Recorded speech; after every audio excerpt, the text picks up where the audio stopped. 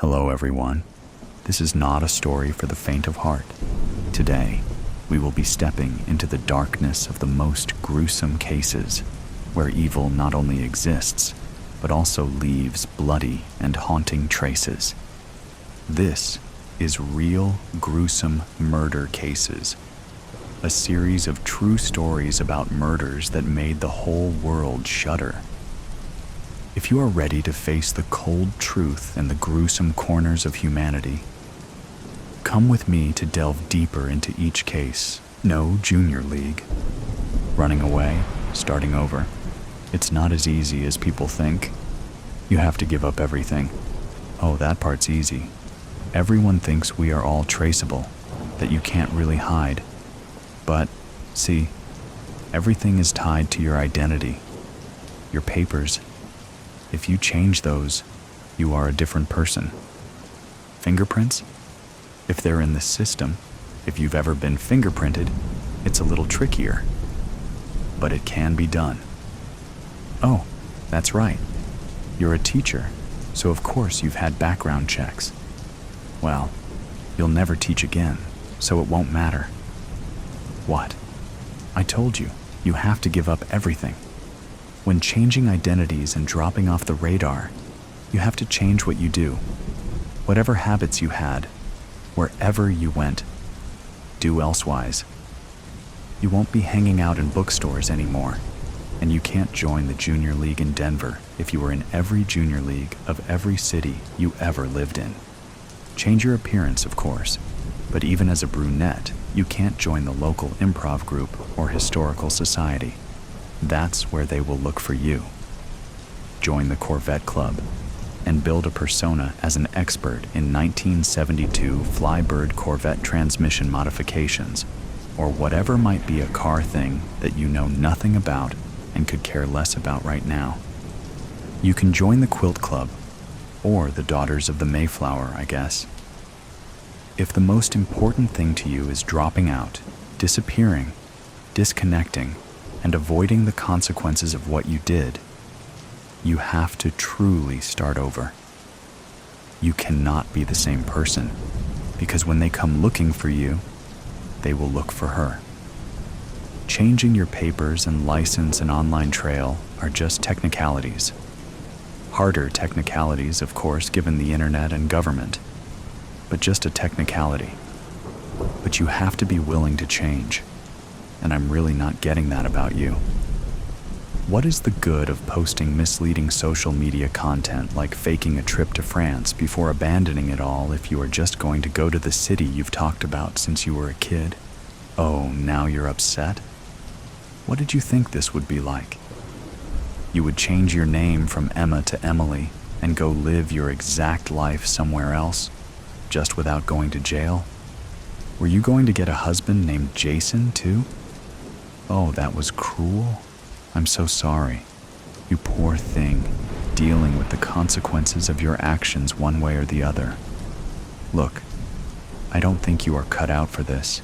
You haven't really thought it through. What? No, I won't return the deposit. I don't know. That puts me at risk if I get you transplanted and then you show up at the first community theater audition and get nabbed. Yes, they will. They will be looking for you. Once they follow the dots back to you, you are a goner. They need someone to pin this on. Look, lady, it's not like you are skipping out on a credit card bill or a boring husband. A flashy murder like this, there will be a manhunt. Your picture will be out. You have to go somewhere you never talked about and have no connection to. Change what you look like. Lay low for a while. And then don't do anything you've ever done before. What kind of life is that? What kind of question is that? A life out of jail, I guess. You know what? We're done. I'm out. If you can't, okay, calm down. Yes, fine, I can still help you. But Jesus, lady, I'm not a psychiatrist. You do this or don't. I don't care. You go home, the back way, please, with your GPS and location off, and call the police and turn yourself in with some kind of sob story. Or you give me your license and credit cards and goddamn library card. everything, and take this airline ticket and this ID and catch the 4 p.m. flight to Indianapolis? Well, why not Indianapolis? Have you ever been there before? Well then, that's why. Go home and... No, you can't go home and say goodbye. You haven't heard a word I've said. Get out and dash. Oh, that's better. Good, small bills. At least you listened to one thing I said. Let's see. Yep, that's all of it. You're going through with this then? Give me that. No, the whole purse. You can have back anything that doesn't have your name on it. Take this. You are Sarah Jackson. There's an airline ticket, driver's license, birth certificate, and 1 credit card. Here's the info and PIN for the credit card. Set up an online account. Change the address as soon as you get settled. No passport. You didn't pay me enough to leave the country. In a year, you hear me? Wait a year. You can apply for more credit. You are an orphan and a widow and have no kids. There's a paper with your history and family. Memorize it and destroy it. Do not be found with that. No one keeps around a paper to remind them who their grandparents are. You'll pass a state background check in Indiana, but a federal might get tricky. Try not to get fingerprinted. Yes, you can work. Any job you can fake. Work for cash if you can, but don't draw attention to yourself. Well, just make up a resume that you can do. There's one more service I provide. If you need a reference, call this number. Jenny will set you up. You'll get a number for them to call and get a good reference. That's the only reason to call this number. I can't get you out of any other bullshit. Well, congrats, Sarah. You have 3 hours to get to the airport. Walk about 4 blocks before you catch a cab. No, I don't care. Any direction. No, leave your car. No, you can't take your car to the airport. Are you kidding? They find your car, check cameras and manifests, and it takes them about 5 minutes to figure out Indiana. No, we can't sell it for you. Get everything you need out of it now. Listen, leave anything with your name. Don't take a receipt or Starbucks cup for God's sake. It has to be abandoned. We'll take it out State Route 6. They'll have to dredge the quarry to make sure you didn't off yourself. Oh my God.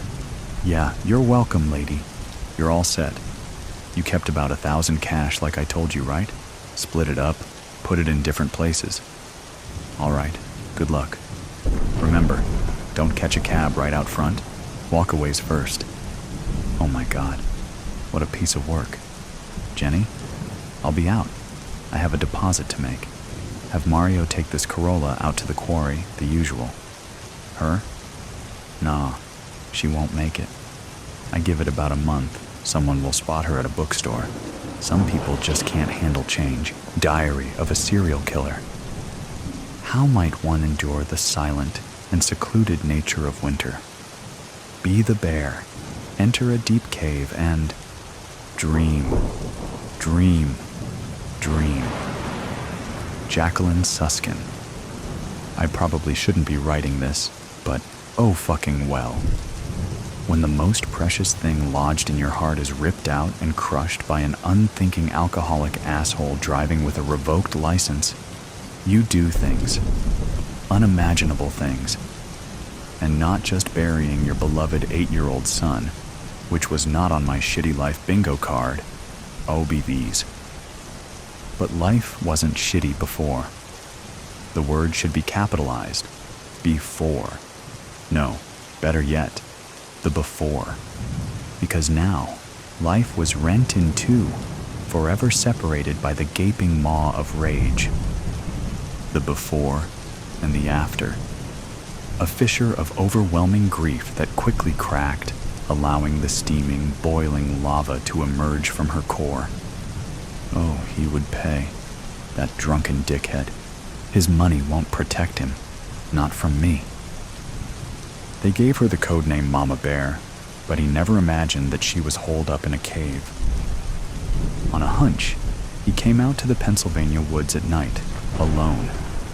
common sense and the FBI handbook would label his actions reckless at best and suicidal at worst. But he didn't fear for his safety. Mama Bear targeted a certain type of prey. Except for being a male, he didn't fit her profile. Funny, they were both profilers. October snuck up behind him, picking up the crisp air, tossing it around. Playing offense, it switched tactics, threw it toward his face, temporarily snatching his breath.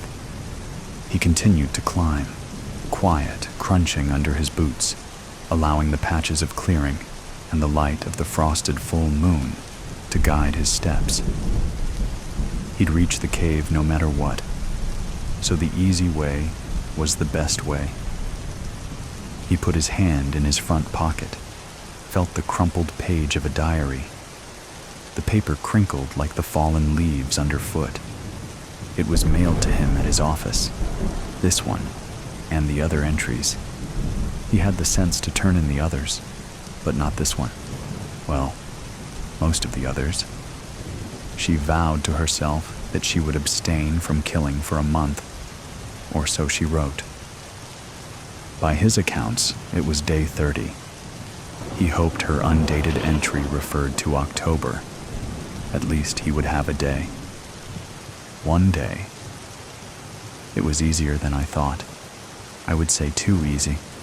But that motherfucker mowed down my baby like a shirtless, beer-bellied jagoff, hurrying to cut the grass before the Buccos game. Maybe it shouldn't be hard. Justice shouldn't be hard. Not in the semblance of a fair world. Leaves skittered and scurried around his legs, tumbling over each other like playing squirrels. He stopped, inhaled deeply. He loved the smell of fall, that last exhale of trees mixing with ripe decomposition. I'm so glad I live in a world of Octobers. He smiled at the memory of his sister quoting Anne Shirley, not so long ago. His smile fell. Not so long ago, yet forever ago. Tragedy has a way of altering time, elongating some parts and compressing others. He looked up through the lattice of bare limbs, a web of gnarled fingers, the indigo sky stitched with rhinestones. Did the stars foretell it? It was the mutable signs of the zodiac: Gemini, Virgo, Sagittarius, Pisces, BTK, Dahmer, Bundy, the ones born at the end of a season, not in the middle, like the fixed signs, like Scorpio, like her. You'd think one was enough, but it wasn't. I realized AA was just one of many. Sure, I settled my score, but what of the other moms? Southmany, blights, diseases walking the earth, infecting others with their cruelty, their carelessness, their capriciousness. Someone had to bring order, just like Melville Dewey did to book classification. 000 to 999. He considered turning around to walk back down the hill. He turned, but didn't move.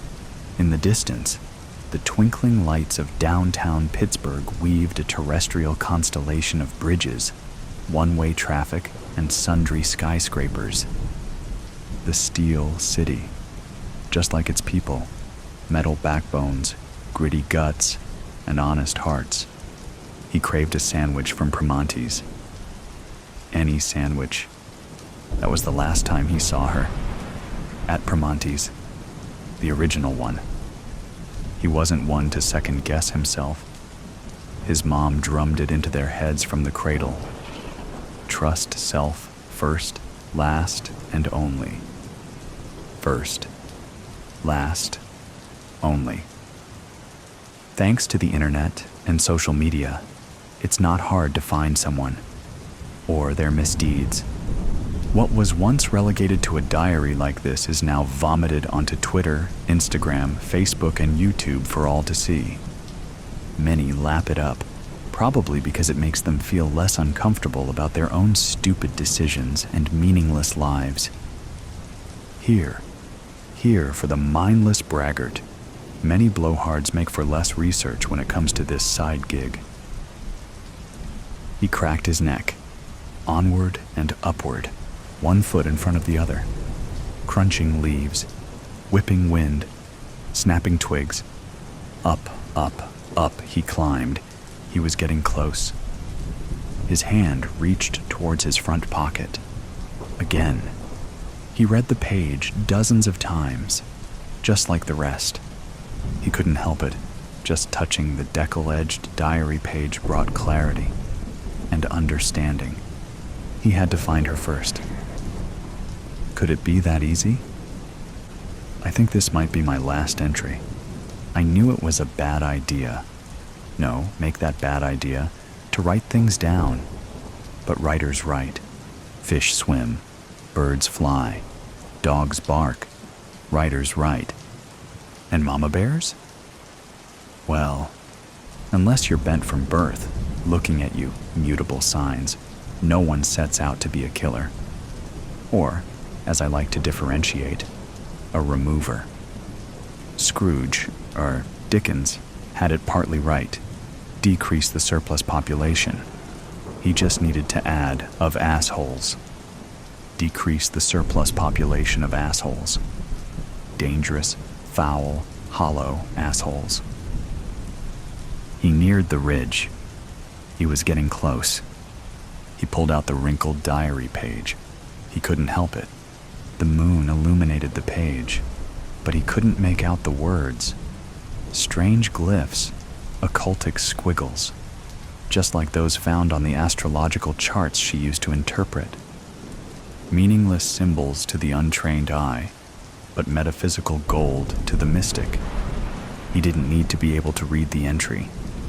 He had it memorized. The cave. He could see the entrance. Dark, yawning. An inky maw, just like her rage. He reached into the other pocket for his flashlight. She beat him to it. Her flashlight shone on the ground ahead so as not to blind him. Hey, sis. Hey, bro. What took you so long? The boy with frozen wings. You have my attention, says the grand assassin. Who?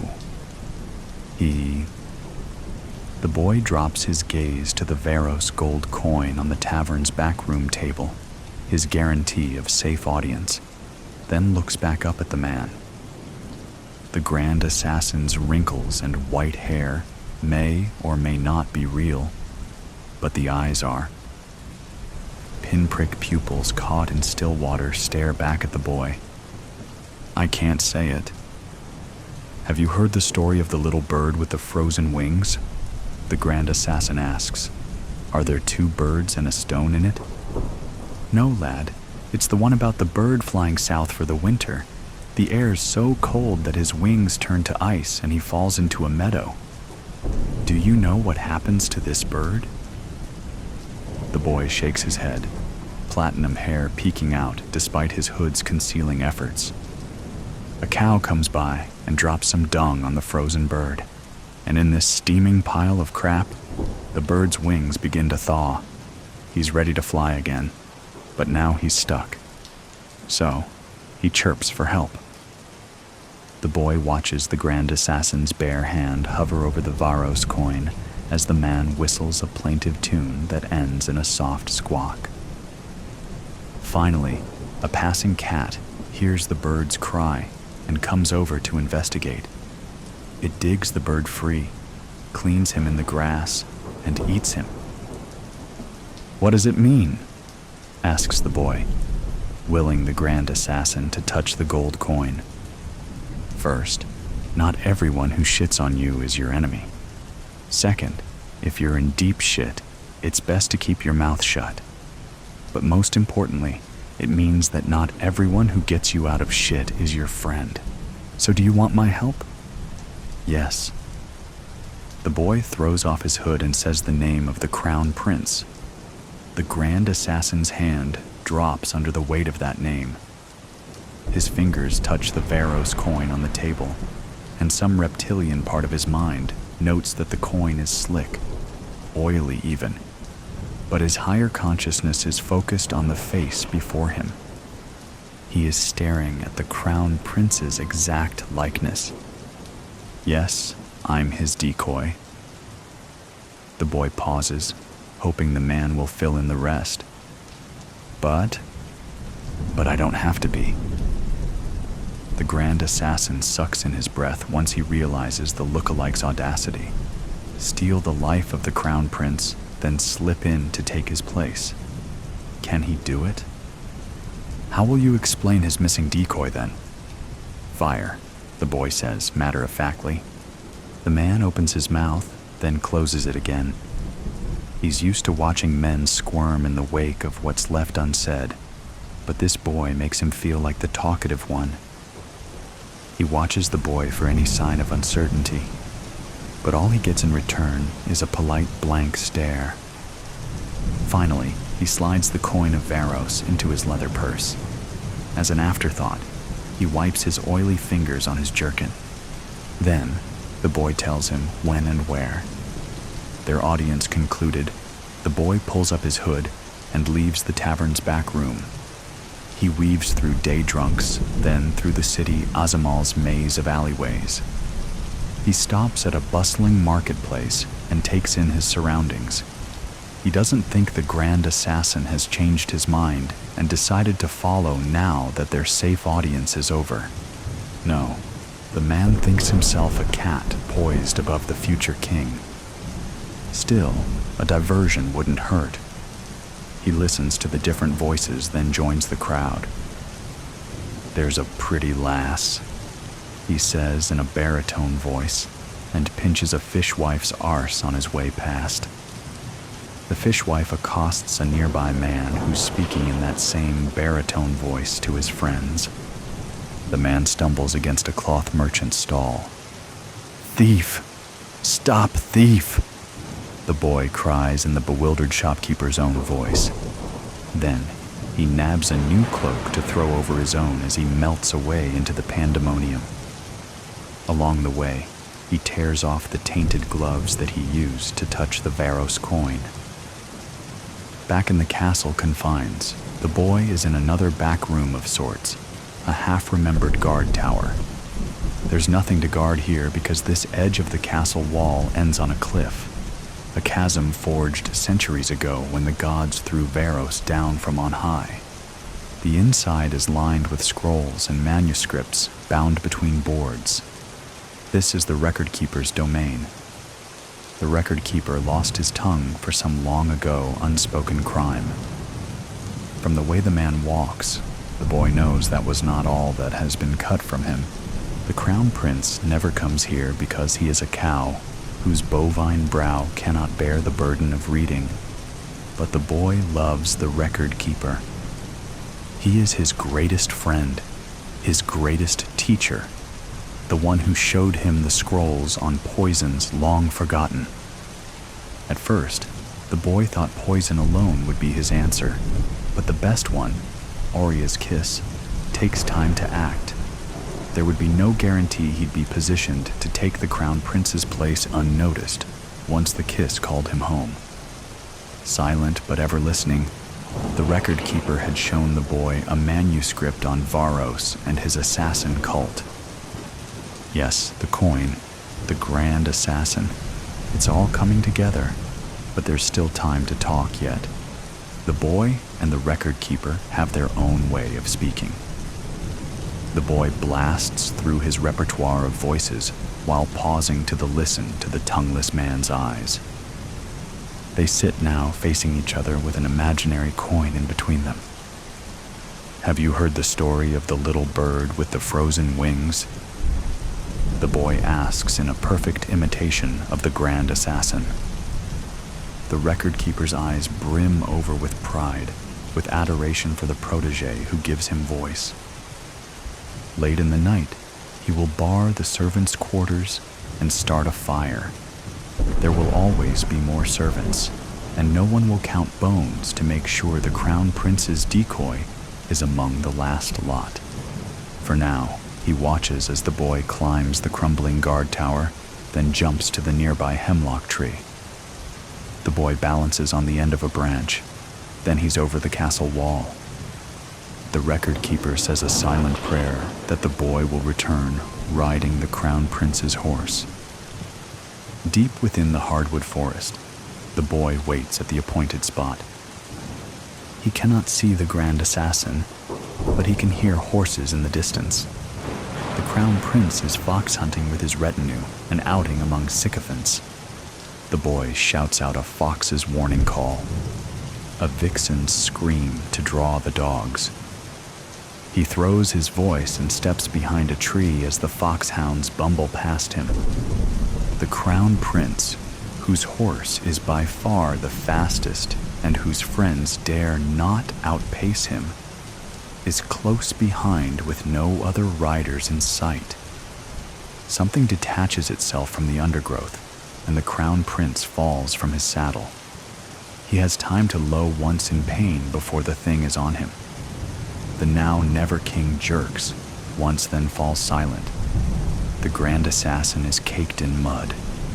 Only his still-water eyes are recognizable.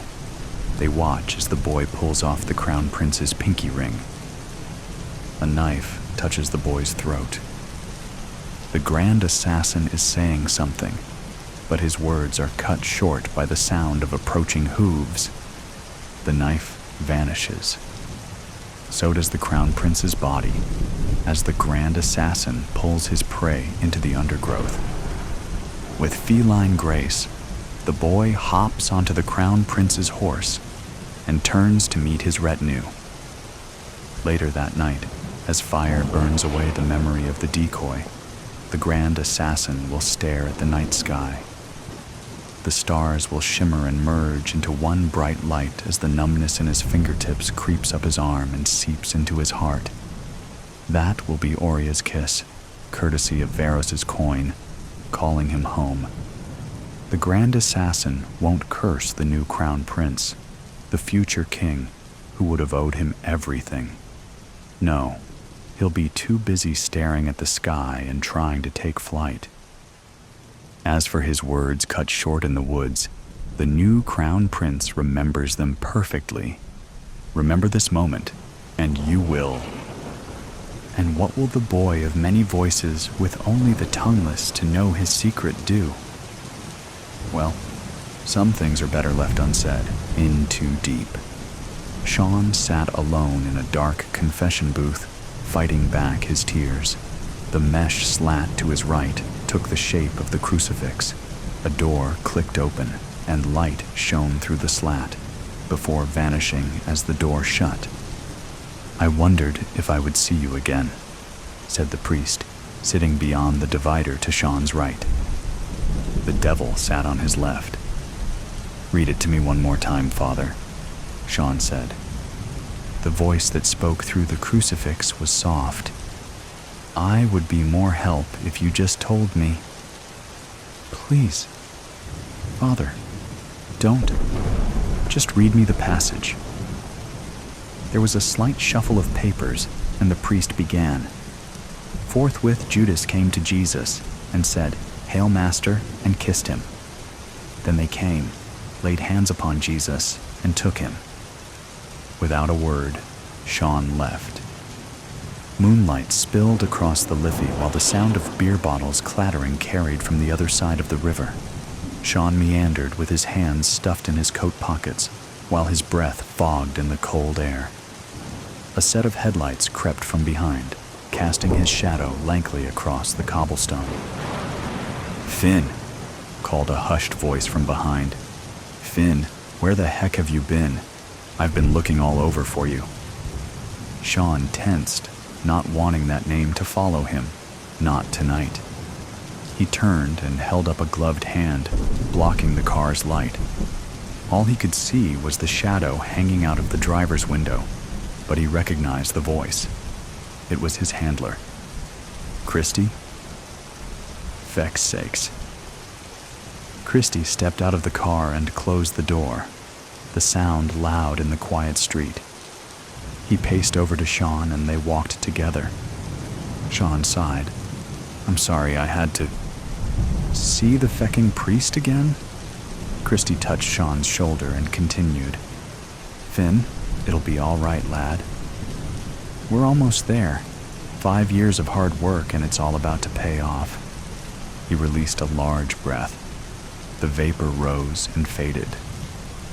Feels longer. Aye.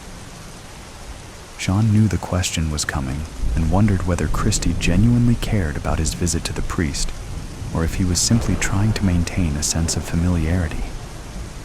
5 years, and Christy was the only one from the outside Sean was allowed to contact. He'd requested a therapist, and Christy had come back a month later with the response, "Can't, lad. Too risky. Anything you need to get off your chest, you tell me."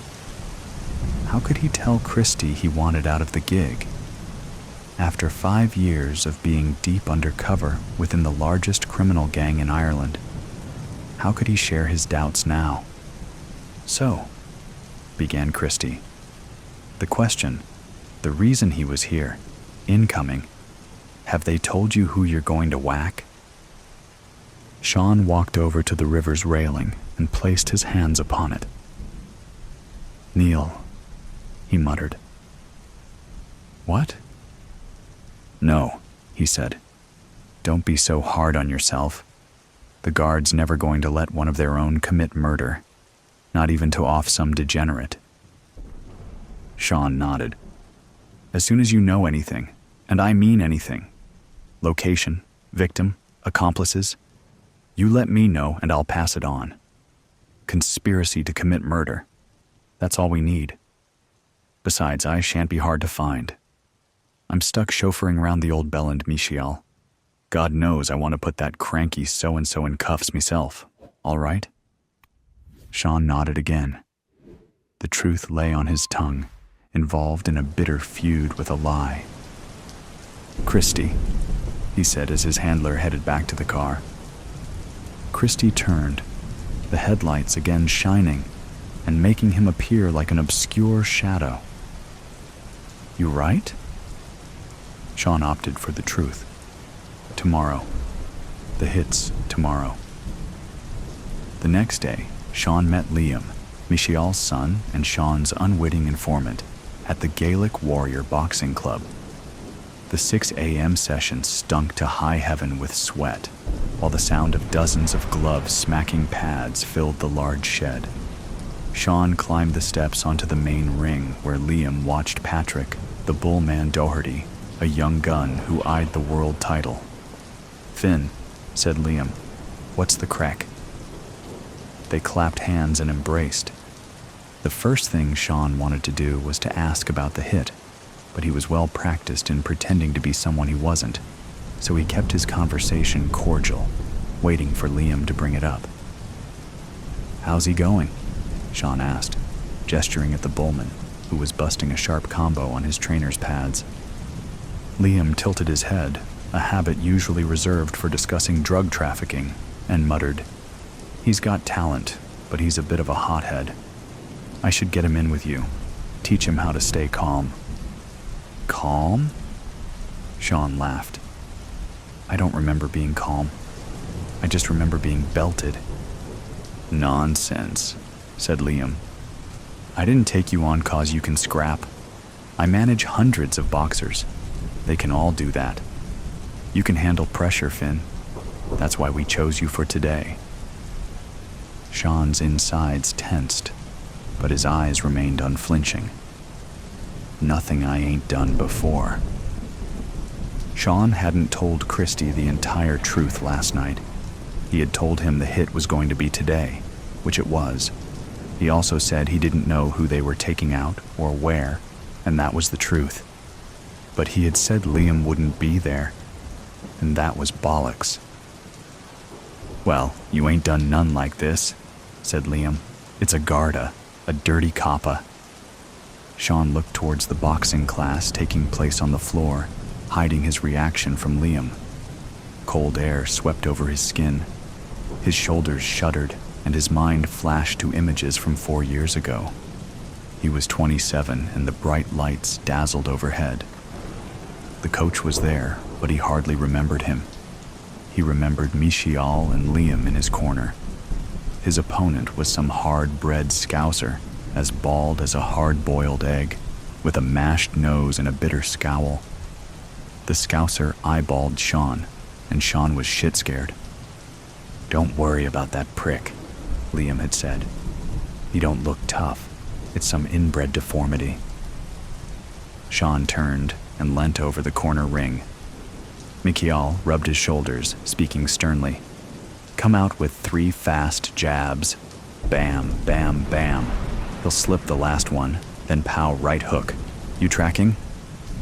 Sean nodded and spat out agreement over his mouthguard. "All right," said Liam. "Give him hell." The bell dinged. It had been a tough fight, one that went the distance, and when it was all over, the name Finn was called out. He'd won, and the rest of the night was a blur down at Temple Bar. But before the first pint was raised, Sean had been overcome with a feeling, a deep relaxation that settled itself across every inch of his skin. A feeling that told him he didn't have to watch over his shoulder anymore.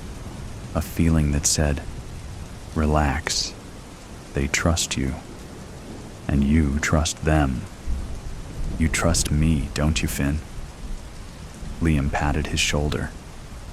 Sean swallowed and turned back to face him. "Of course I do," he said, his heart burning.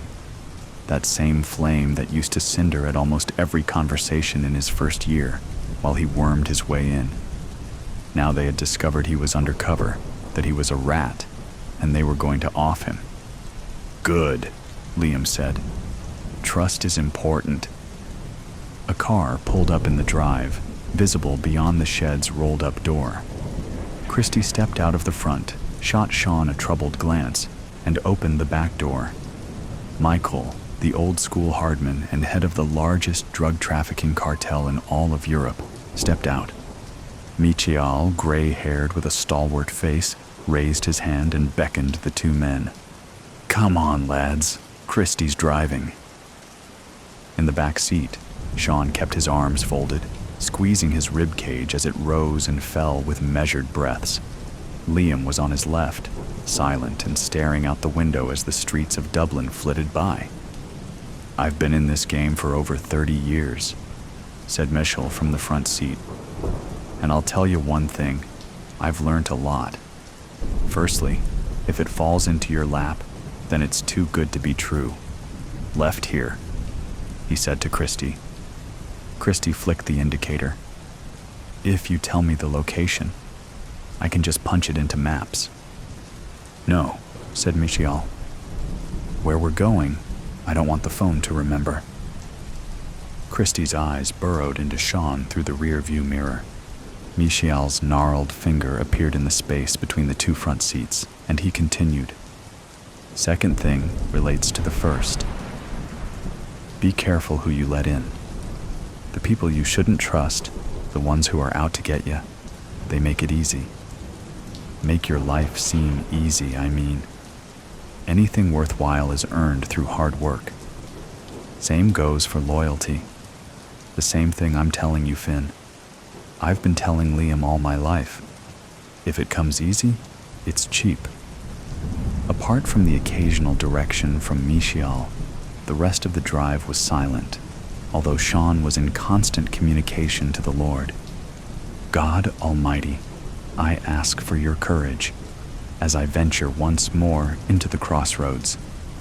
I'm torn between lives and ashamed to admit I have worn a mask for so long that I have forgotten my own face. I used to honor this job, finding those who lived between the cracks of a broken system, but I find myself slipping deeper into the same space with each passing hour. I am in too deep, and I fear the greater sin, to break my oath to the Garda Síochána, or to turn my back on what has become my family. I'm to blame, Father. I sowed the seeds of betrayal, and now I reap the bitter harvest.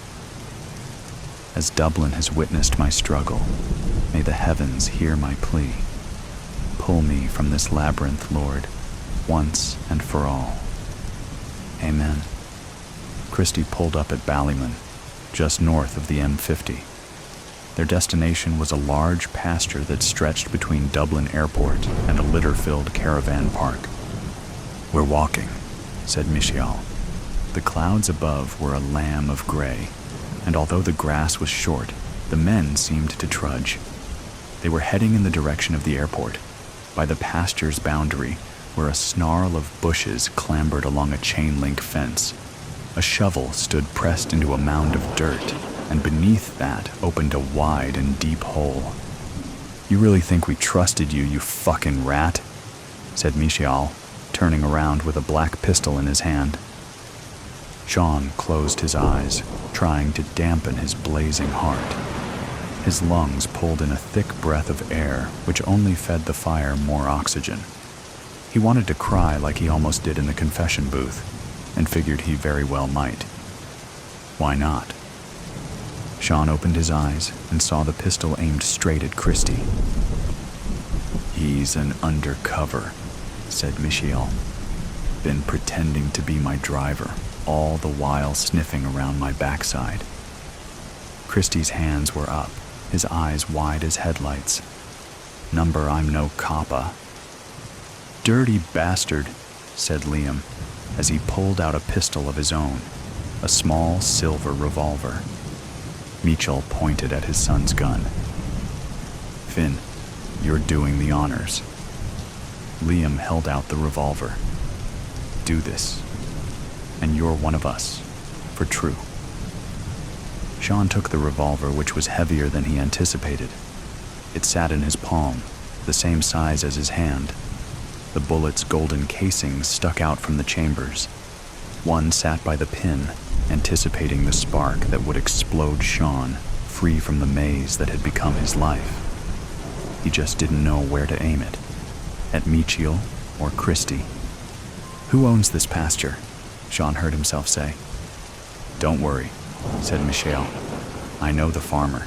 The land is only ever used for grazing. The hole's deep, and they don't crop here.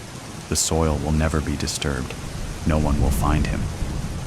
Sean took a moment, hearing the screech of a plane's engine as it readied for takeoff. Then he aimed the gun at Christy. "On your knees." Christy took a step back. "You can't be serious." "God damn it, get on your knees." Christy began to bend. "Turn around," said Sean, not wanting to see his face. "Turn around and get on your knees." Christy's eyes were darting around as if trying to find some sense in the world. He turned and got on his knees. "Please," he began. "Please, please, please, Jesus Christ. Please, God, please." Sean stepped behind Christy and held the gun to his head. Off in the distance, a plane began its long ascent into the clouds above. "Please," mumbled Christy. "Sean, please." Sean leant down, kissed Christy on the cheek, and whispered in his ear, "My name is Finn, the Thumping." The museum's intercom crackled on with train station static. "Hello, Norval Museum." I ducked at the sound, trying to escape it, cracking my eardrums. He spoke fast, like a sports announcer, at the most critical part of the game. "Welcome to your nightly broadcast from your favorite night guard. As always, we must get the boring things out of the way before we have some fun." His voice trailed up and down with the meter of a radio host. It was well practiced. "If there is any other human in this fine establishment other than your Steve and Linda, remember, you are stuffed. If there is anyone else here, you will be arrested, and you could be charged with robbery as you are on the premises 30 minutes after closing." He sounded way too excited for his long night shift. "So, if there are any other living souls in this building, we get to start my favorite game. Hide and go, speak. I'll count to 30, and then the game starts. Have fun." I could hear the big generators for each light system shutting off, their cranks getting closer each time until the painting in front of me darkened. As my eyes adjusted to the dim light of the exit sign, his words started to set in my head. You will be arrested. I couldn't be arrested, not again, and especially not with robbery charges. Over the still air, a whistle was carried from deep within the museum. It tickled my ears with its swinging tune. With the lightest footsteps I could make, I reached the exit sign. Touching the cold metal made my hair stand on end as I gently pressed on the long bar until a loud click crashed through the room like a cymbal.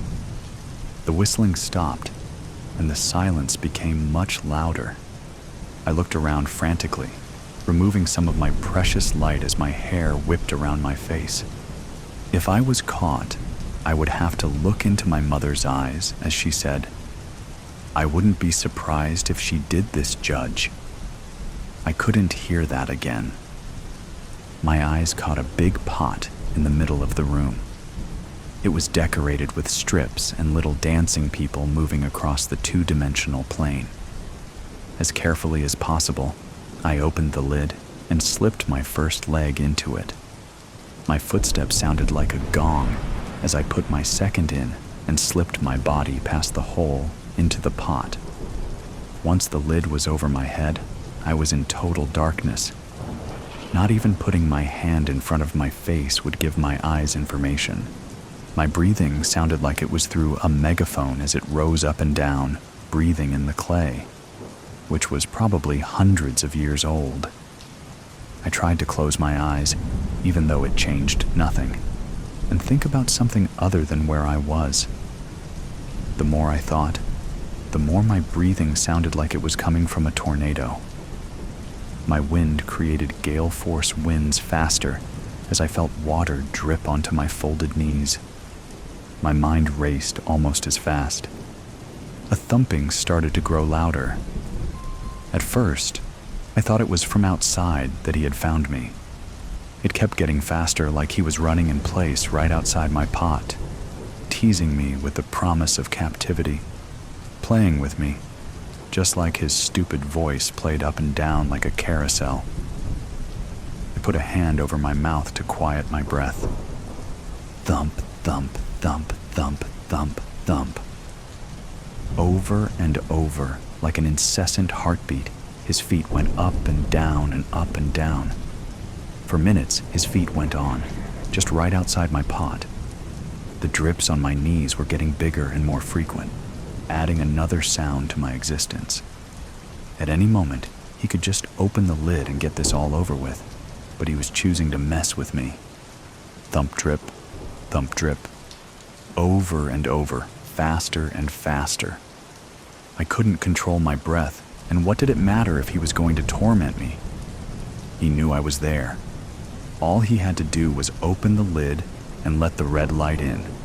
Let it flood in and wash over my face like a river, rinse away the guilt for just a brief moment. Instead, he chose to mess with me. He chose to step and step just outside my reach. I could barely control myself. I started to rock back and forth, and with me, the pot. Thump, drip, clang. Thump, drip, clang. I couldn't do it again. I didn't want to do it again. But when if he opened that lid, I would have to. He deserved it for stepping over and over. His never ending. Thump, thump, thump. My legs started to tingle with anticipation. I could feel the adrenaline pumping through my veins. My breath got faster as I stared at where I guessed the lid was. My pot rocked back and forth with me, getting ready for his fly-like hands to lift the lid. That's all he was, just a disgusting fly, but all he did was thump, thump, thump.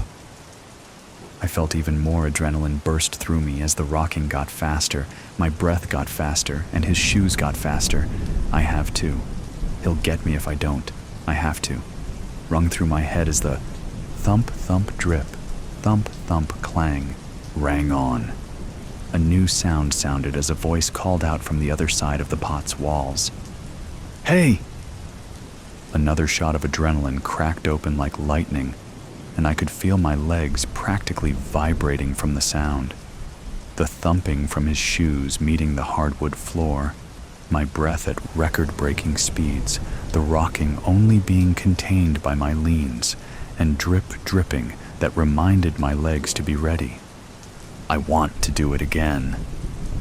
I leaped out of the pot before his hand touched it.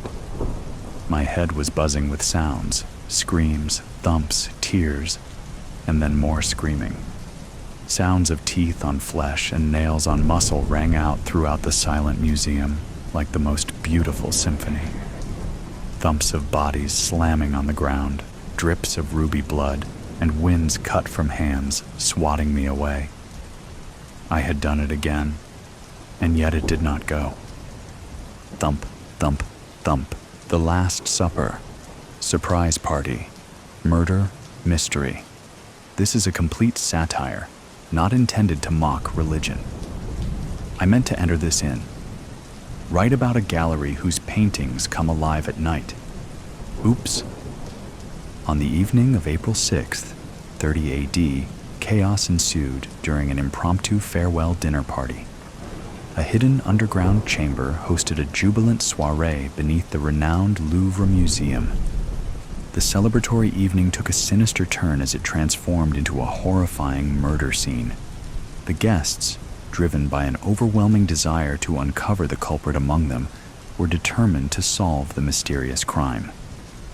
The night began when the Louvre Gallery's lights faded to black. Mr. Dali flipped the sign on the door, reading closed. Greeting him as he stepped outside was a stunning display of swirling hues: cobalt blue, incandescent yellow, and verdant green intermingled in the starry sky, resembling confetti. The stars twinkled like a celestial choir, harmonizing with his melodic whistle.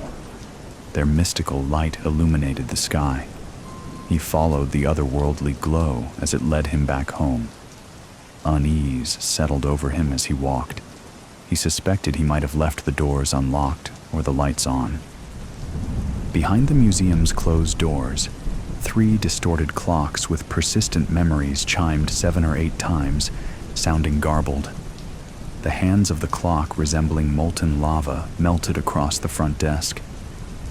The time dissolved and spread across the ornate chairs and marble floor. Across the way, bustling activity filled the refectory of Monastero di San Lorenzo. The atmosphere was a mix of intense excitement and underlying unease, capturing the poignant moment. Fragrant scents of yeast, toasted grains, melted butter, roasted meats, and aromatic herbs wafted through the air, tantalizing and mouth-watering. Shouting in the grand chamber, Andrew exclaimed, "Almost 8!" He fidgeted, holding a torch, and lit the remaining candles on the grand table. "This useless lighter won't work," he exclaimed, slamming it down on the table in frustration. Moonlight streamed through the windows, casting a radiant glow on the refectory. The flickering candles created a serene ambiance despite the commotion in the chamber. "To hell with it all," Peter mutters. He opens a bottle of Chianti and starts guzzling it from the lip of the wicker vessel, feeling annoyed. With red-stained lips, Peter exclaims, "This is an absolute catastrophe." John and Philip emerged from the kitchen, coughing and struggling to breathe, while a cloud of smoke engulfed them. The room fell silent. "We still have bread," John says, cowering behind Philip, hoping nothing was flying at his head through the air. A ruckus ensued. Bartholomew stomped his foot. "You need to pull yourself together. Guests will arrive at any moment. This night is supposed to be a celebration. Quit fighting like gladiators in the Monera." Thomas and Matthew rushed to the door as the bell chimed to greet their first guest. "Welcome, Mona. It brings me great joy to have you," Thomas said, escorting the introspective and ethereal figure through the door. With an enigmatic smile, hinting at hidden secrets and unspoken feelings, Mona thanked her hosts for the kind invitation. After Mona, guests flooded through the door.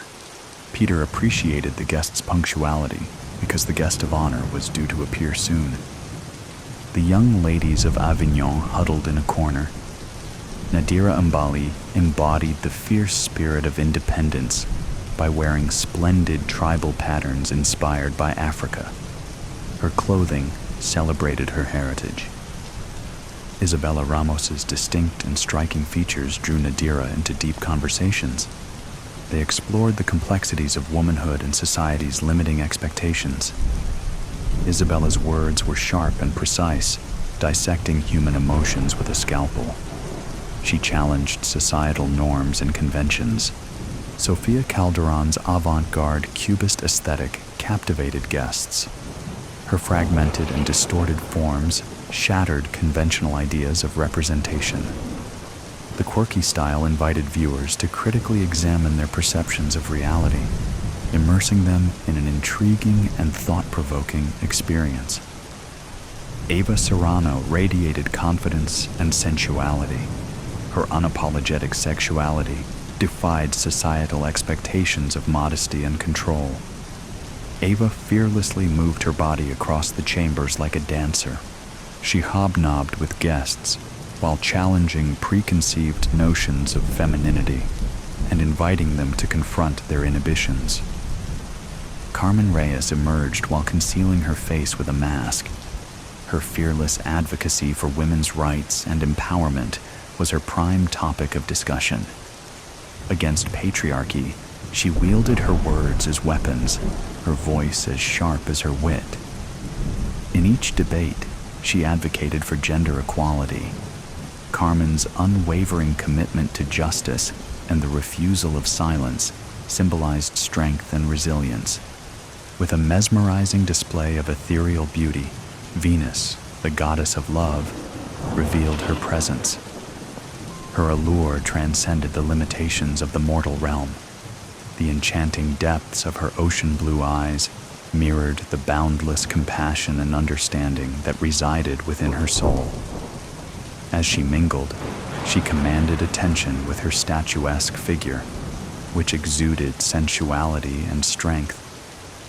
A charismatic and enigmatic lad, Adam flirted with Venus by boasting about his creation. The confidence in the mastery of his anatomy and intricate details evoked awe and inspiration in Venus.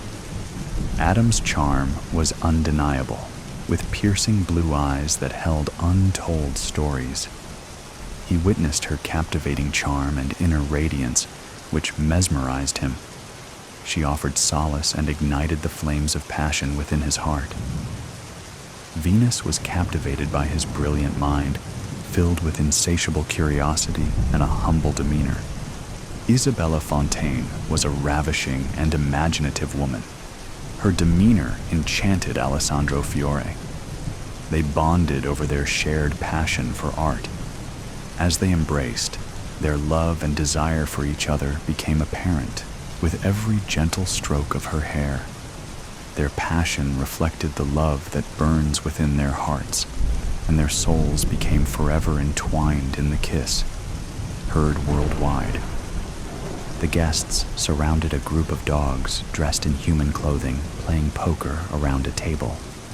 The dogs were all engaged in the game when a raven flew to the skylight, warning the guests that their guest of honor was nearing. Peter gathered the guests in the middle of the chamber, and as the doors opened, everyone yelled, "Surprise! Jesus!" Jesus paused, blushing with shock. He relished the moment, his kind eyes reflecting his deep compassion for everyone present. His serene and benevolent face radiated a sense of divine wisdom and love. Long, flowing hair and a well-groomed beard complemented his appearance. He moved across the marble floors elegantly, showcasing his spiritual authority and transcendence, while wearing a modest billowing garment extending to the ground. After removing the plum cloak draped over his shoulders, he adjusted the sash around his waist. Everyone present was crowded around Jesus, eager to touch the hem of his garment or bask in his presence. When he spoke, he filled the room with awe and reverence. His words carried a weight of profound wisdom and grace. His eyes sparkled with kindness, drawing everyone in. The atmosphere shifted as a sense of peace and hope enveloped the room.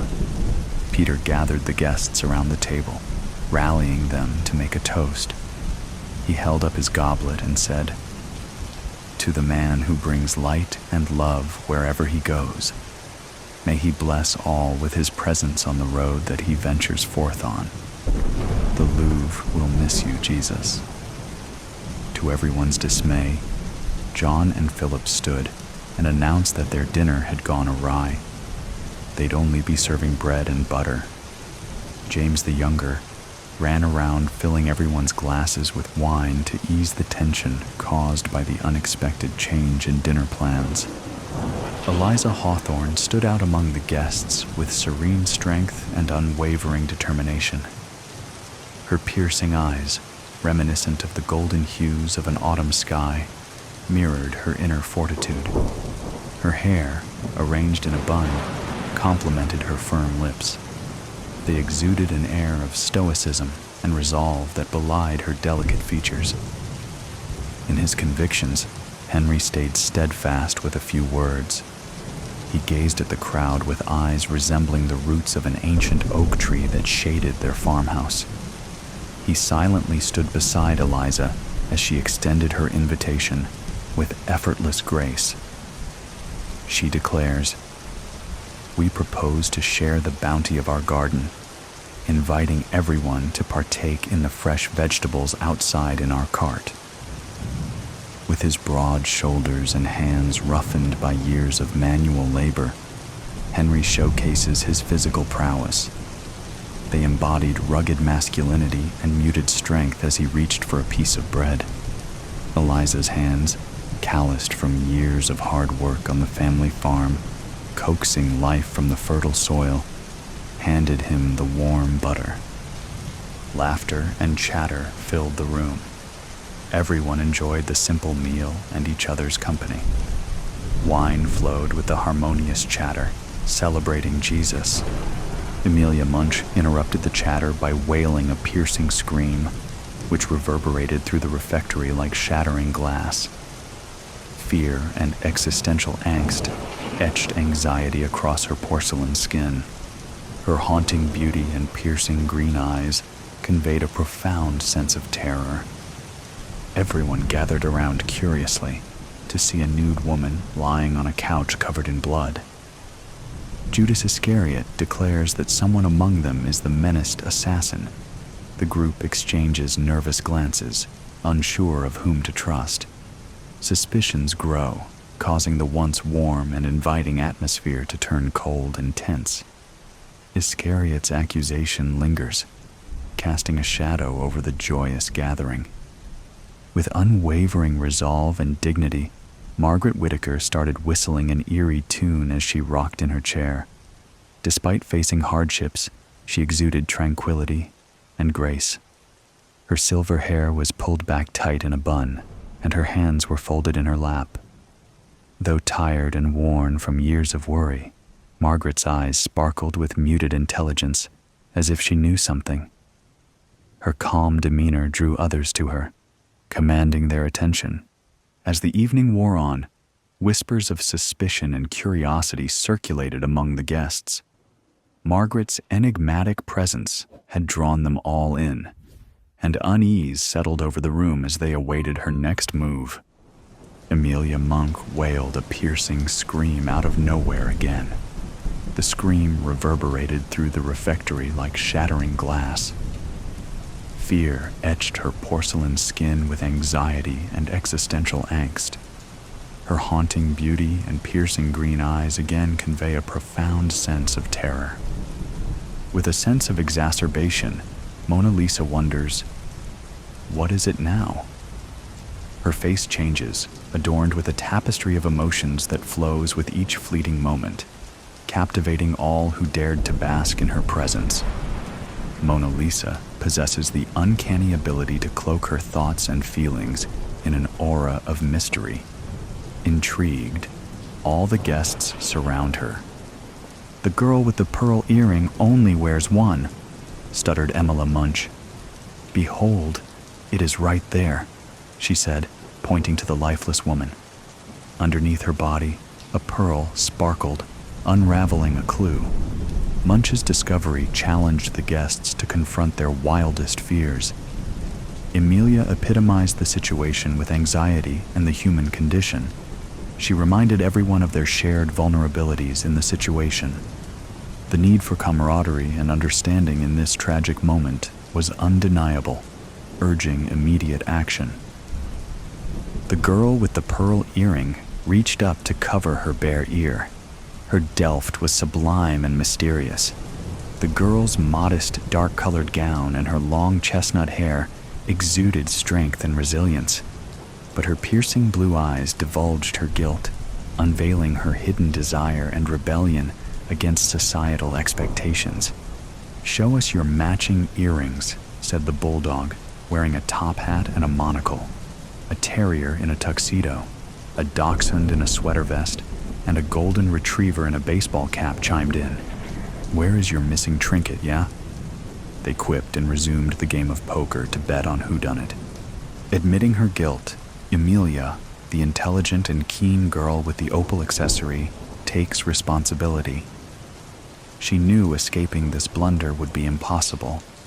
Her eyes reflect the depth of her inner turmoil and dreams. "Envy clouded my vision, distorting my perception of reality," she cried. At a nearby diner, a police officer was consoling a young boy who had run away from home. Out of nowhere, his walkie-talkie crackled to life, notifying him of a homicide in progress. The officer rushed to the scene, apprehending the girl with the missing pearl earring believed to be involved in the murder. The situation's urgency demanded swift action, and the officer quickly secured the suspect.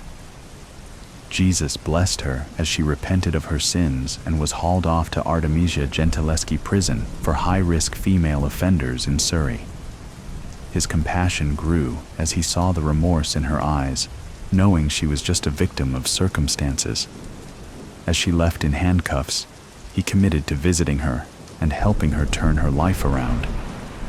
Emilia looked back at the kind-hearted man, with tears streaming down her face, grateful for his compassion during her darkest moment. She vowed to make amends for her past mistakes and to strive for a better future. With a determined spirit, Jesus watched the girl with the pearl earring disappear out the door, vowing to guide her toward redemption. The scene touched the police officer's heart, sparking a glimmer of hope in his chest. Perhaps the girl's story will have a different ending with the Savior by her side. A sense of unease lingered in Mr. Dolly's mind as he rattled his keys in the museum's front door.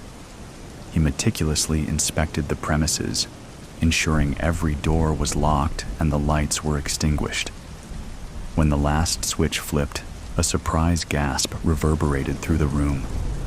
The startled guests scampered, their footsteps echoing in the deserted halls. The Horseman. The man on the horse was an odd one. I could tell that even as he angled his quarter horse into my beams like it was his turn in the center ring. An Easterner, which maybe 10 years earlier might have seemed even odder. Little dressier than the average rancher, handled his animal like he knew how, but had learned it someplace else. "Saw you from the rise," the man said. Easterner, all right. Kind of horse-faced fellow with a government haircut and a big nose that reminded me of the Jew families that had passed through the dust and winds in Pop's tourist camp on their way to California. Not that I gave a damn. Pop hadn't given a shit about God after he took Ma in 32, and so he likewise didn't give two shits about anybody's private dealings with the Lord with or without Jesus. No, it was the man's eyes. Big, calm, curious. "Do you need some assistance?" My old Nash 400 was running like a top on 4 threadbare but plump tires, and the trunk was flung open with the jack still clamped into place.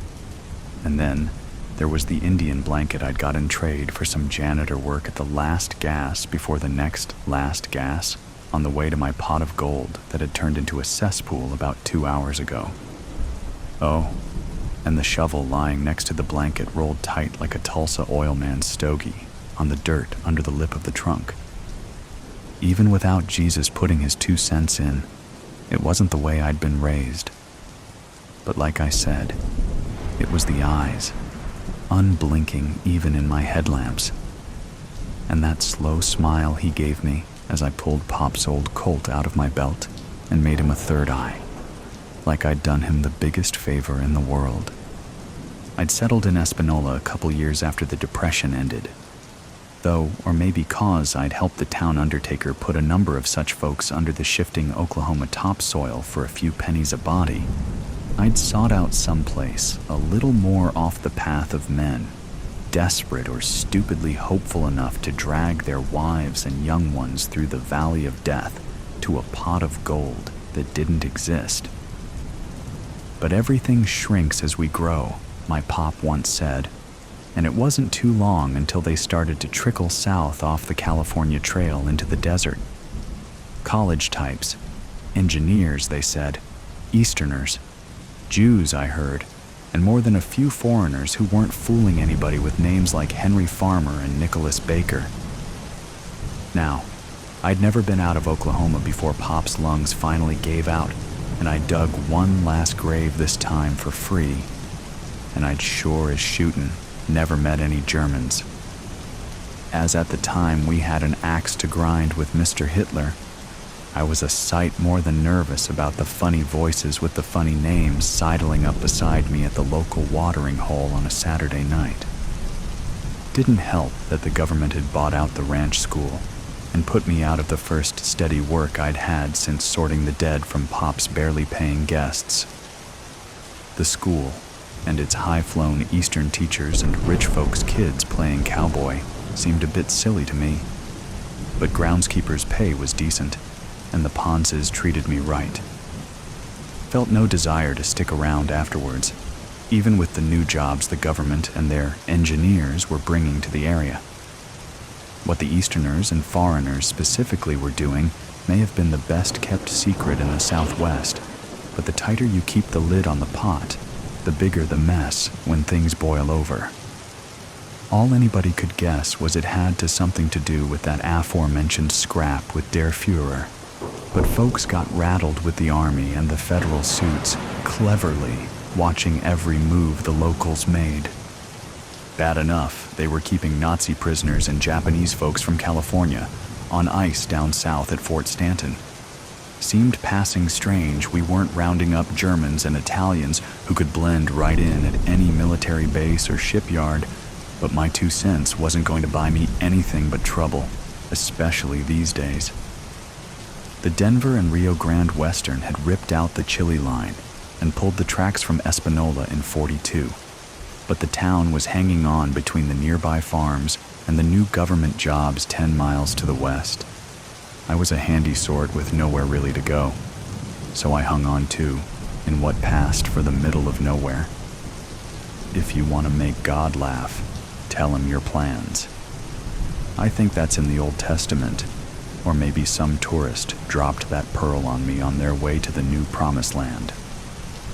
As I now headed the opposite direction, back through Espanola and north past Taos into the mountains near the Colorado border, I could feel God's jeering presence.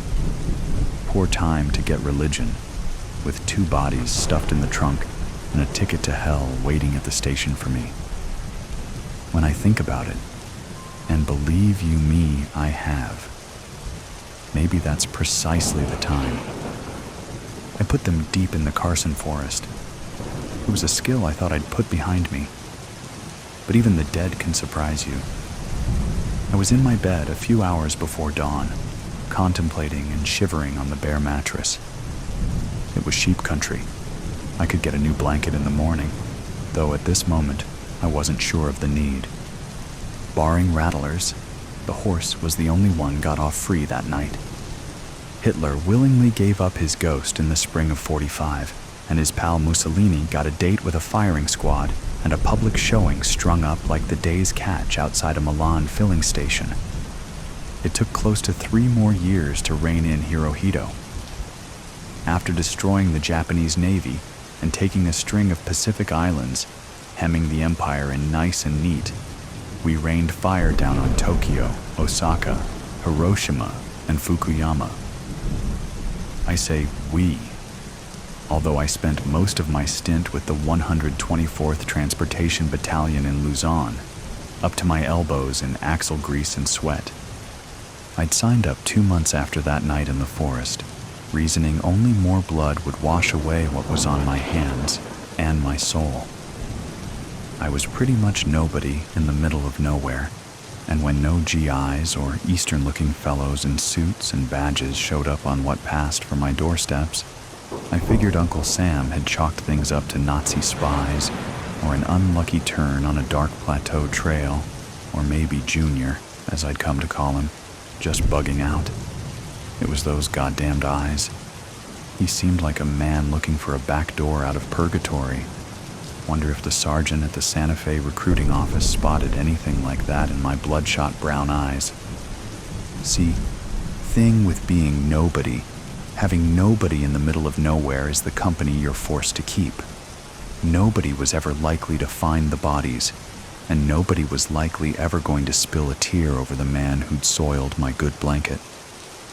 But every time I listened to the bodies piling up on the radio, I wondered how many others I'd buried.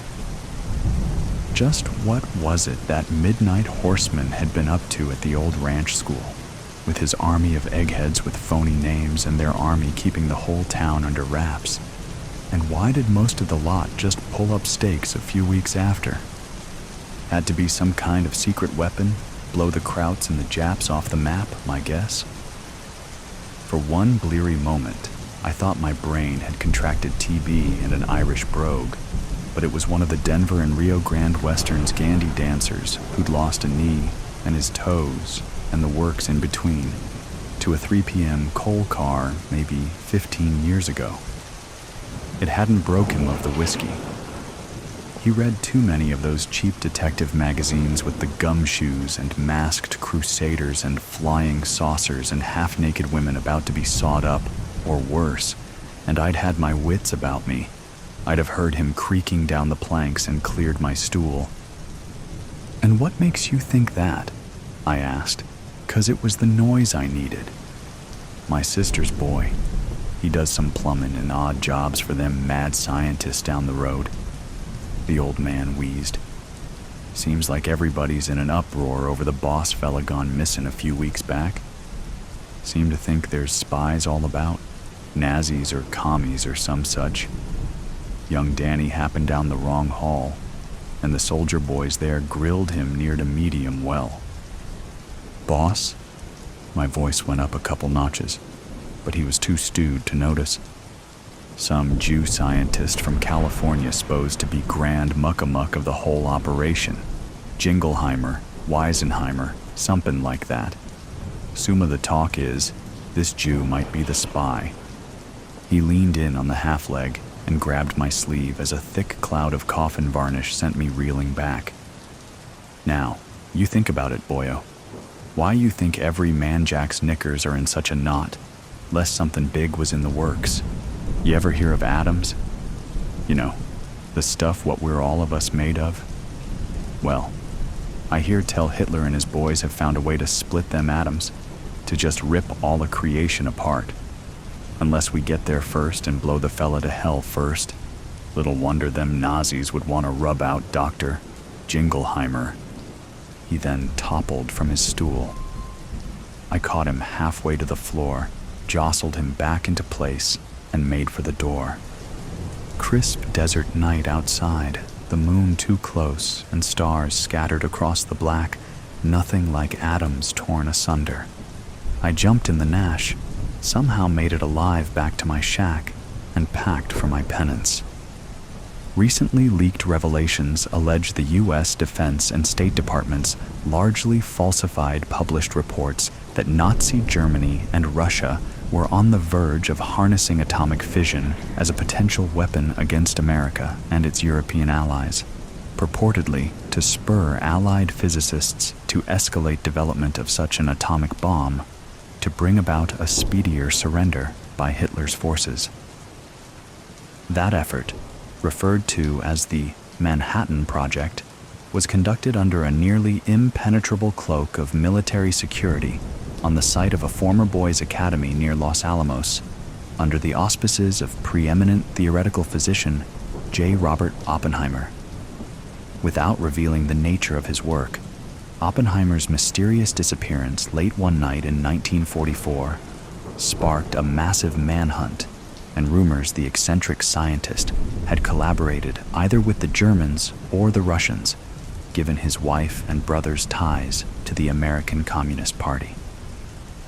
The case remains open to this day, and the Manhattan Project ended shortly after Adolf Hitler's suicide and the effective fall of his Nazi regime. Amid the loss of one of its most brilliant minds and fears of further security breaches, the remaining physicists of Los Alamos declared the project a failure. Or so we thought. I talked this week with Isidore Isaac Rabi and David L. Hill, former Manhattan Project researcher. In a 60 Minutes exclusive, Rabi and Hill reveal for the first time that they and other project scientists concerned about the long-range implications of atomic warfare conspired to conceal their findings from the military. Rabi, Dr. Oppenheimer himself voiced doubts about the sanity of releasing such a force into the world, but he was under intense pressure to beat Hitler, beat Stalin to the punch.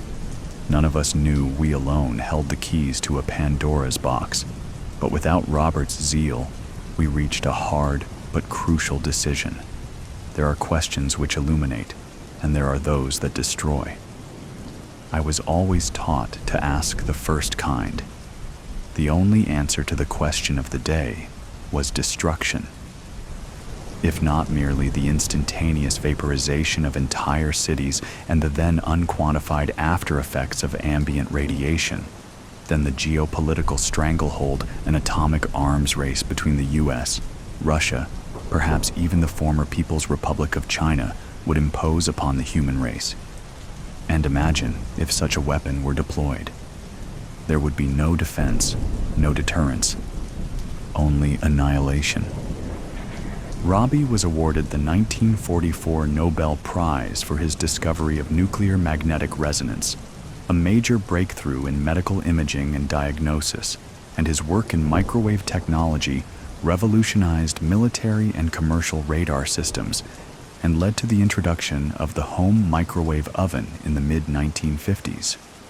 Meanwhile, following the dissolution of the Manhattan Project, project team member David Hill headed up the Federation of American Scientists, later to become the Global Federation of Responsible Scientists, with the overthrow of Joseph Stalin and subsequent collapse of communism across Russia, Eastern Europe, and Northern China. Under Hill's leadership, the Federation worked with the U.S. Atomic Energy Commission and other international agencies to design virtually fail-safe atomic reactors, which have all but replaced coal-fired power facilities and have been credited with greatly reducing air pollution around the planet. We reached Dr. Hill at his Santa Fe home. Hill continues to defend Oppenheimer's patriotism and loyalty, as he has since President Truman branded the missing physicist a traitor in league with communist factions. Hill. The consensus was that the specter of atomic warfare and destruction would come to eclipse any prospect of science in the public interest. We've harnessed the power of the atom to save lives and provide clean, safe energy. I posit we'd never have put men and women on Mars, nor developed a seamless worldwide web of satellite communications and technology had we created a world occupied solely with averting global apocalypse. Wallace. Not everyone concurs with your assessment.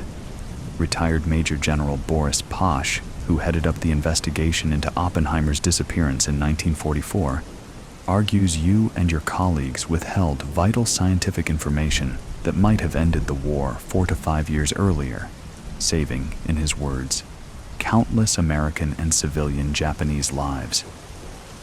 And to this day, Posh believes Oppenheimer was complicit either in your deception or acts of espionage.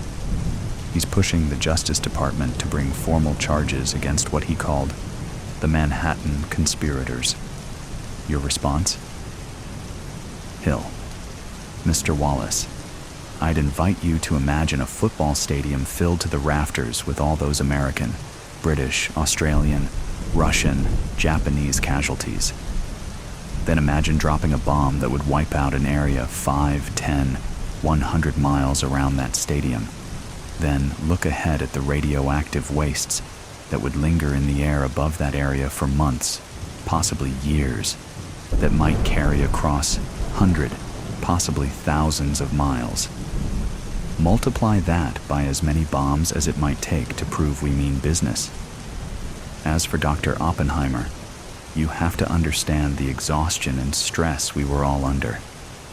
Robert's way of dealing with that pressure, his doubts about the work and its consequences, was to ride the mountain trails around Los Alamos, through the Sangre de Cristo and the Jemez mountain ranges.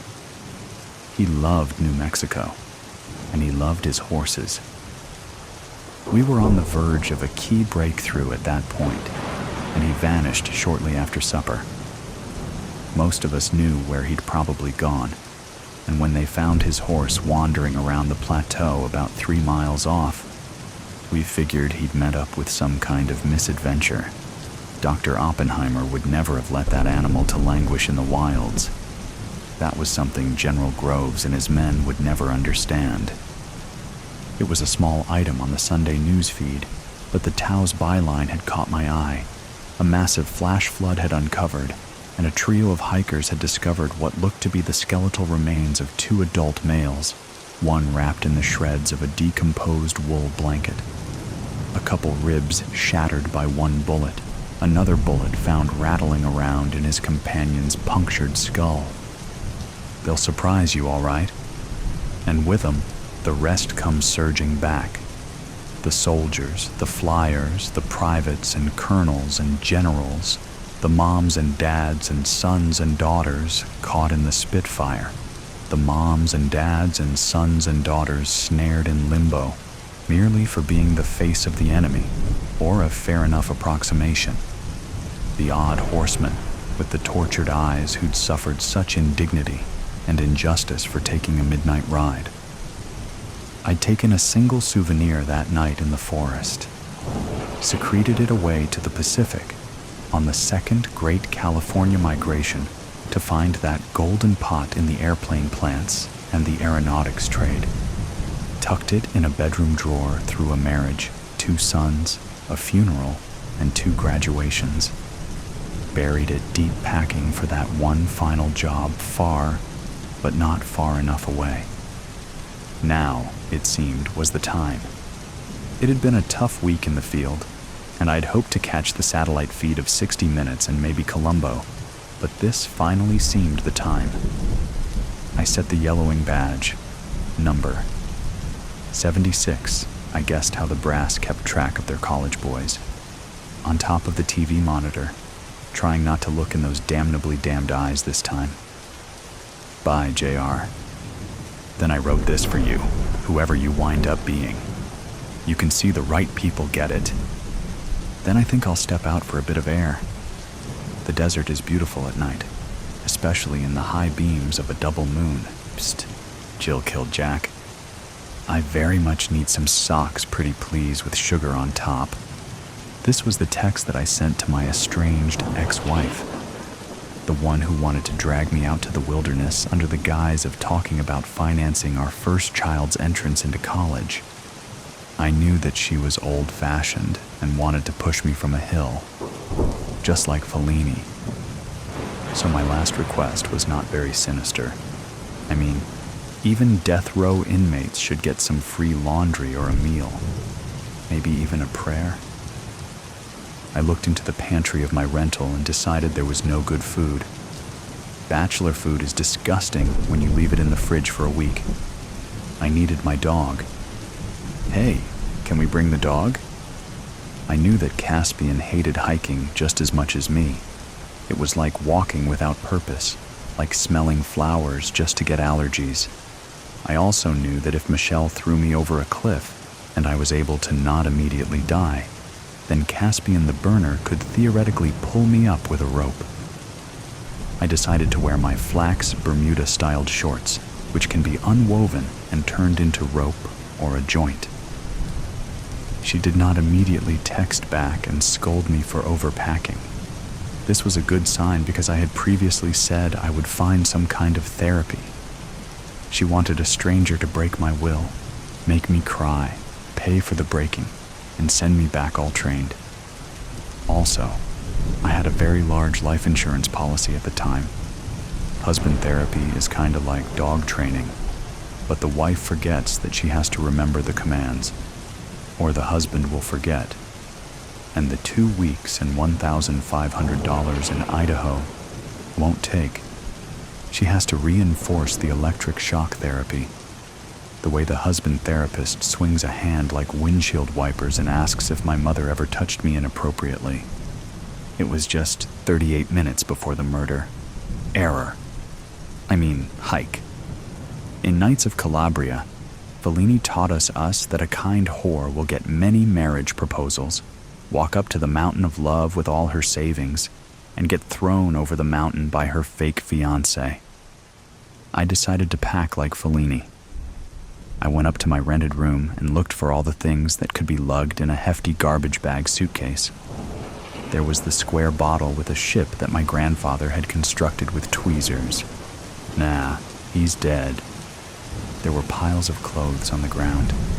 These kept me from bringing a drunk woman home. No one wants to make love next to dirty laundry. That's pretty gross if they do. I saw pictures of my kids when they were young and realized they were getting old, going to college, all taking medications to avoid giving me grandkids. I looked at the pillows. They were stiff, so I used them only to prop up a cell phone to watch Italian movies. It was better to pillow on a wad of sweaters and save the neck. I went into the closet and found my mafia money. It was just an envelope from the bank full of cash because I hate wasteful tipping. For some reason, the kids at the register have a very difficult time begging for tips of cash when they only punched in buttons. They do not have this problems with cards because they say, "Please follow the instructions on the screen." When they ask for 30%, 40. One of the cashiers actually said my card was declined because he hit the 50% tip option for me. I use cash so the kids can beg like adults. There is no need for great cash when your former estranged spouse wants to go hiking in the wilderness. Also, I think she is bitter because of the dating. She pretends she doesn't mind that much, but always gets me drunk and asks for details. I don't know what I tell her half the time. I see a bottle of Canadian Mist, whiskey, that was purchased for toothaches and bladder infections. It is not a very good bottle of whiskey, but it is lightweight since half of it is missing. It is best to be slightly inebriated before being thrown off a cliff. Also, the fall hurts less. I packed the whiskey. Now my closet is executive clean. I have 10 handkerchiefs laid out in case one of the kids gets married. Handkerchiefs are the required minimum for a gentleman of the ages. You can offer the spare to a woman in tears. You can use the linen to avoid touching bathroom knobs. It makes a wonderful mask in the case of desperate last-minute need for larceny. I love handkerchiefs. I packed 10 in the garbage bag, knowing that large puncture wounds should be full of gauze. For this reason, I had to return the silk hankies. It is better for the absorbent cotton in case of a fall. What else? It was a tiny room with windows facing the main road in town. The firemen and police went up and down the road trying to find an entrance to Starbucks. They put in a one-way driveway to be tricky. I had some bills on my desk, but I didn't want to bring these to the afterlife. I decided to quickly pay for my parking bill because I didn't want my extra truck to get towed if I should be in the community hospital for very long. I said a small, "Thank you, God," because 2 of our 3 nurses had wanted to date, but you should never date medical people in a small town. Amputations happen when you are not a gentleman. What else? Sheets? Number comforter for comfort? Number Michelle had felt bad that I was cold without her cuddles and bought a comforter matching certain parts of her body. Peach. It was definitely a distraction if ever a gentleman has lady company. A man should have his bed colored in very serious colors, perhaps gray and black, and I needed a multi-tool. A multi-tool is the American version of a Swiss Army knife. It is neither a knife nor from the Swiss. Our multi-tools should be from Leatherman because they have pliers and blades, which do not fold back on fingers. They have finger locks. Unfortunately, I had the Lowe's knockoff multi-tool, which had already severed half of a finger. A nurse, who I did not date, stitched it back on with some weird thread that was supposed to dissolve. She kept sticking that fishhook needle and whispering, "Does it hurt? Does that hurt? What if I do this?" I didn't go back to remove the stitches, which didn't shrink or get dissolved. The nerve was actually clipped by the fake multi-tool, and I can feel the rain coming 5 days before the weatherman now.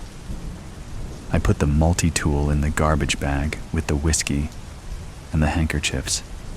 22 minutes. Now, in the smallest case that Michelle actually wanted to talk about paying for our kids' college and not throw me over the cliff, I was prepared to bring a checkbook. I would argue that the check should be endorsed to the child herself. Michelle would argue that kids might spend all the money drinking and whoring like their father. I resented that comment because our town didn't actually have any real prostitutes. In order to avoid the impasse of how the child will spend the money for education, Michelle would push me over the cliff, wait 6 weeks, and get my life insurance. She didn't like long and sustained arguments because she was taking yoga. I decided to bring my checkbook and not transfer any money into the account. What would they say?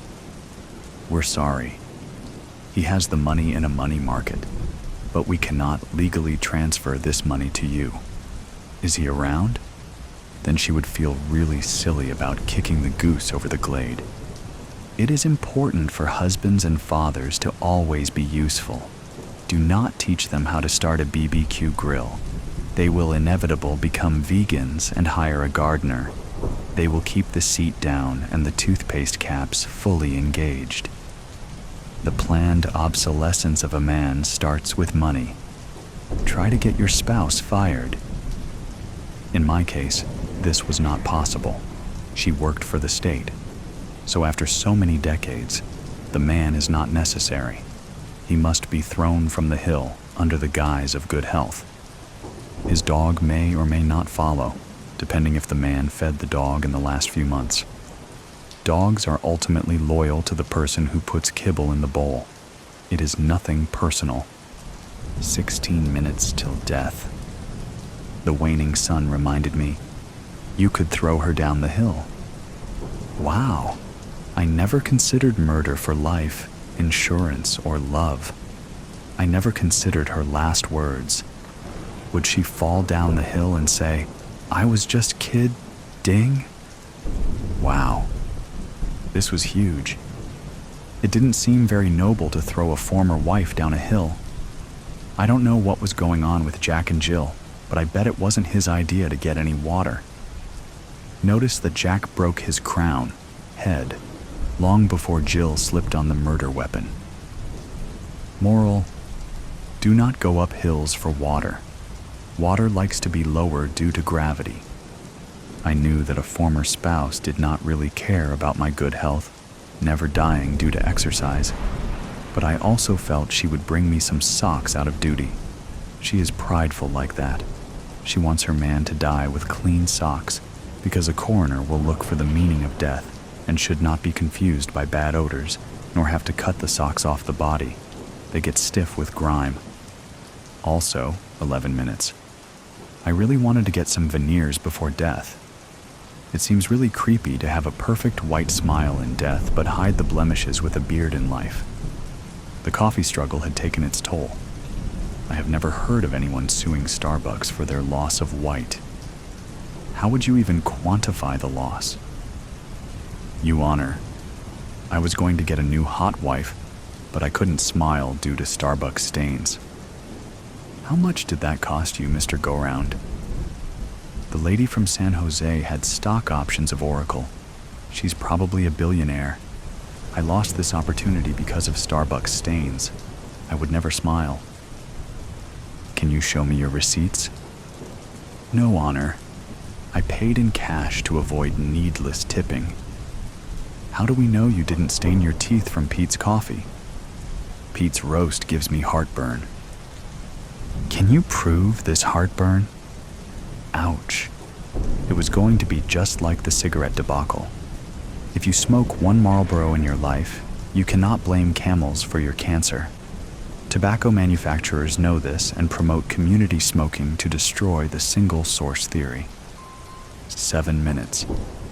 In my last 7 minutes of life, before Michelle brought the dog in the Prius, before the socks were delivered, and she had a large aluminum canister of water filled with melatonin to knock me out at the summit.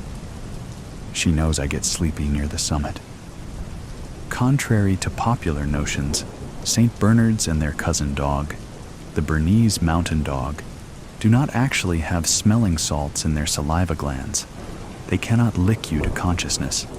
They usually have less than a tankard of whiskey around their neck, because the whiskey is meant to fortify the dog in bad weather. Some share, that is true. But mostly the large dog will watch you falling into snoring, as the Michelle commands that he uses his large head to push his former master over the hill. The dog will think it is just a game since his eyes are poor on telescopic visions. He cannot tell if the cliff is a few feet or a few leagues. He will actually get excited to be playing a lazy game where he doesn't have to fetch and get sweaty. My poor dumb dog will be an accomplice to murder. No, if not for my own sake, I must think of California law, how they will eventually kill Caspian because he was a man-killer. The law does not care if it was his idea or the woman. He will be taken to the Black Ops section of the SPCA and ethically sent to heaven. They are very moral about these things, and overcrowding is at an all-time high. Please remember to spray and neuter your pet to avoid euthanasia. My body?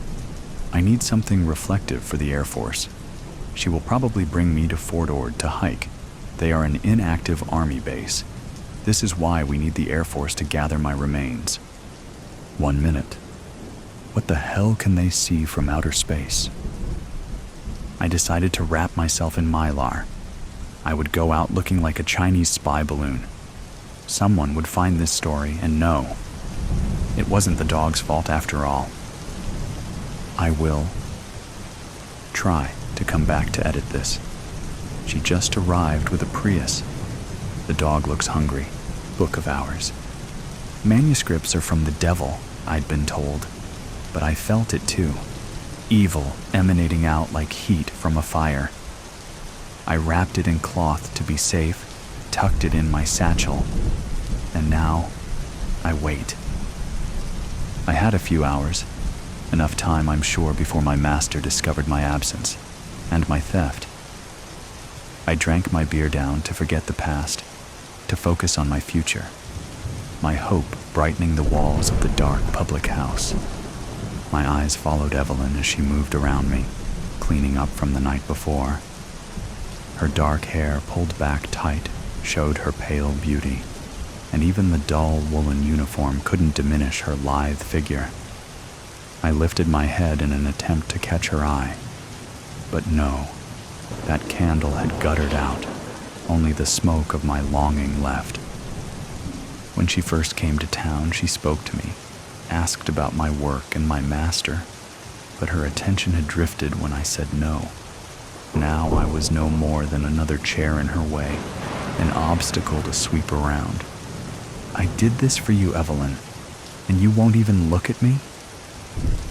On my own, I see. So be it. Pulling out the cloth-wrapped bundle from my satchel, I carefully placed it on the table. If what Evelyn said was true, this strange item could allow me to finally escape my service, with enough gold to make a new life, free from my bonds. I stared at it, hesitant to touch the elaborate box. Just parchment squeezed tight between wooden boards. How could it hurt me? I had seen it before on my master's shelf, next to an old statue, but gave it no more thought than the worn boots below it. I have no need of such things as paper or written symbols. My only use is for work. Evelyn said a man, Demon, had come from Rome searching for these old manuscripts, such as one rumored to be held by my own master. No larger than my two hands together, this small item could be my salvation. The cover creaked open, dust puffed into the air, as if breathing again after ages of suffocation. First one page, then the next blank. My heart leapt into my throat. Could some magic be needed to make the words appear? But then, on the third sheet, an image appeared. A man so bright and real. I touched the page to see if he lived. I understood why Demon wanted this, needed it enough to pay gold for it. The man, his hands raised with blood on his palms, a cut in his ribs, stared at me. A gold circle around his head, a gold cloak over his body. Was this the man whose soul had been caught? Half the page and the next were filled with black marks in dense flowing lines.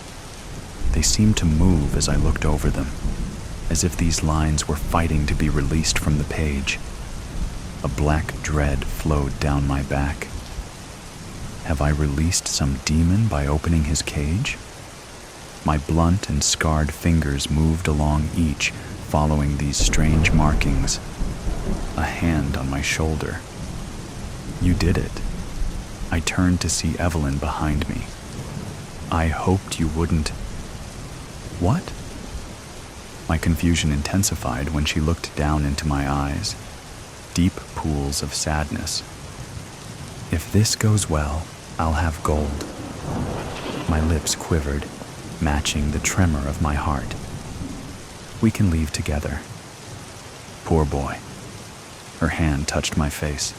The blaze in her eyes lit a fire in me, illuminating a future better than I could dream. I wish it could be so. Her eyes closed. Yes, if after, meet me outside. I grabbed her hand, kissed her fingers. We'll leave this town together and live free. Evelyn bent down. Her lips met mine, just an instant. Her warm touch an eternity of bliss, sparking lighting through to my toes. Then she looked up at a sound and stepped away. The door stuttered open, and a man spilled in with the morning light. I felt Demon before I could see his face, a cold frost flowing into the room. A narrow stick of a man, his over-large head bobbed on a narrow neck, hair fine, matted to his temples, with a few strips reaching down his jaw. He clutched his cloak to his chest with thin arms, like crooked branches. Glasses perched at the end of his long, pointed nose, a sparrow hanging on for dear life. He moved without effort, as if he floated instead of walked. Demon nodded to Evelyn, waved toward her with two fingers. Dark, cold spots of light peered out under heavy brows, eyes like a wild beast with no soul, and I feared him like no other man I had ever met. He smelled of mold and dust, an odor of death that sent the hair on my neck lurching from my body to escape. Long, thin fingers danced on the table, blackened nails clicking against the wood.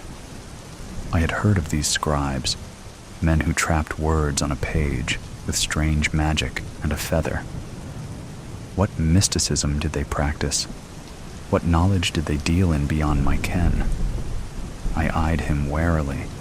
That knowledge stuffed too tight, a too full sack could explode, destroying him and anyone around him. "Do you have the gold?" I whispered, keeping my head low. A cough, dry and hoarse, escaped his lips, like a death rattle. I feared for his health, but at his crooked grin, I recognized it as his laugh. Evelyn brought 2 ceramic cups of black beer, along with a metal platter laden with apples, dried meat, and cheeses. Demon's hand brushed her leg, up to her hip, lingering. I didn't understand how she could stand the touch, but her body stayed still, though her eyes looked away. "See, I have the monette." Demon's face fell into a sneer. His words had a strange, foreign lilt that grated on my ears. A cloth bag landed with a heavy clink on the table, the sound of my future. Evelyn had spoken the truth. I suddenly saw our life together, our horses in the green pasture, prancing in front of golden fields of wheat. Evelyn stood at my side, holding a draught of beer for me and my pipe. Our young children laughing around us. I tried to count their little heads. Were there 8 or 10? "You have il manoscritto?" Demon interrupted. I looked around the empty room before I placed the bundle on the table. I felt lighter having passed it on. His hands paused in midair when the cloth fell away. The old man breathed in, his eyes bright, his back straightening up. His mouth dropped open in pure desire. Demon moved to open the cover. I grabbed his wrist, felt his bones in my hand, his skin cold as ice. Alive, though, his pulse beat thin and fast. "Be careful. The man, he's awake." "Questo è il mio lavoro." Demon spoke, low and dry as a desert wind. "This is my life's work." I knew enough to know that these lines signified words, somehow. The man in gold's voice trapped on this parchment. I sunk down further in my chair, weighed down by the pain of slavery. I knew what it meant to be under lock and key, allowed to be free only on the whim of my master. Demon meant to keep these words locked away, to add to his collection of souls. Better them than me. "Mio Dio il Horai," he said. "The Book of Hours." The rumors spoke true. We thought lost.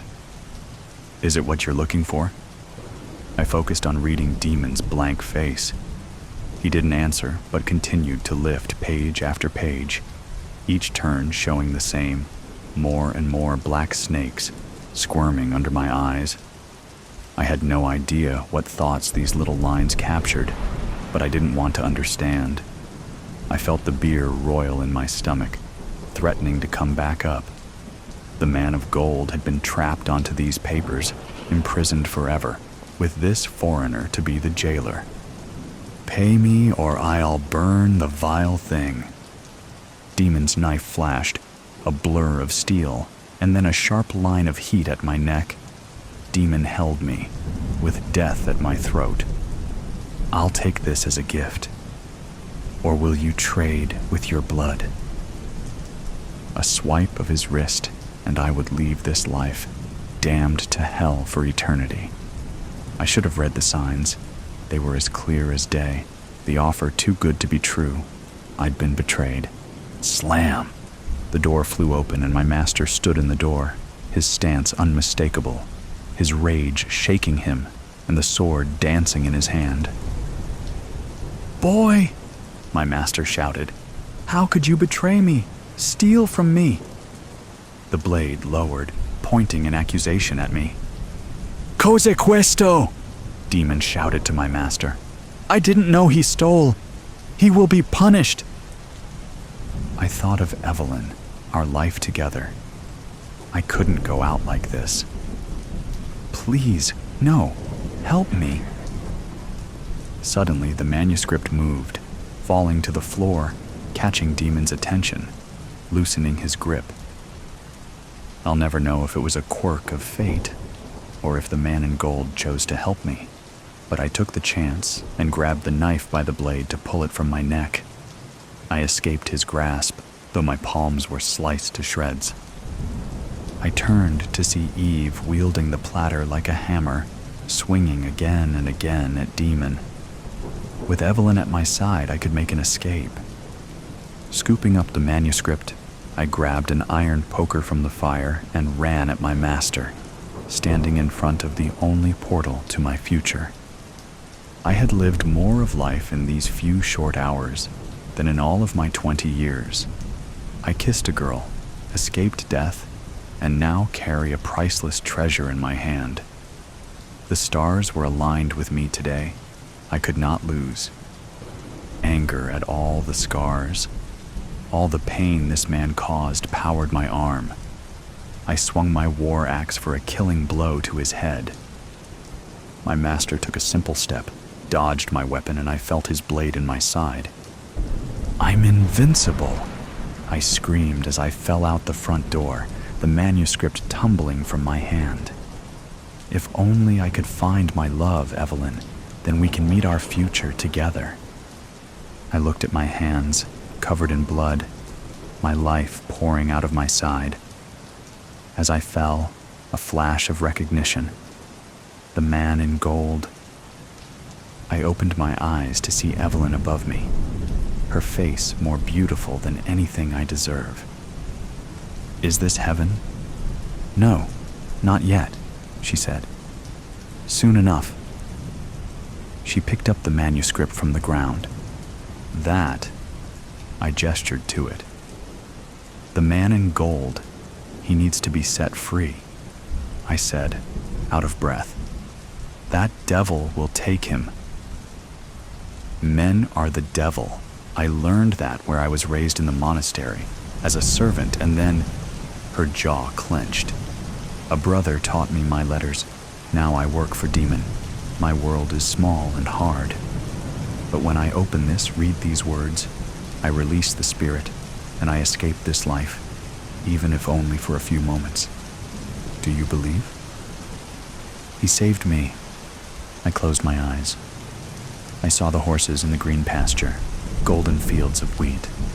The man in gold stood with me as Evelyn read to us, her words flowing on a breeze.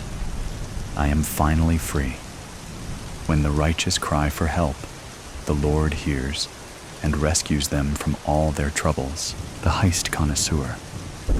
I exited the world of Coca-Cola at 2:19 p.m. No sweat, no fear. After all, I've stolen from the greatest museums in the world. That said, my pocket did feel heavier. The one with my phone, which contained a picture of the original Coca-Cola secret formula. Only 2 senior executives know the formula entirely at any given time. It's that secret. Well, now there are 3. I crossed Baker Street onto Centennial Olympic Park.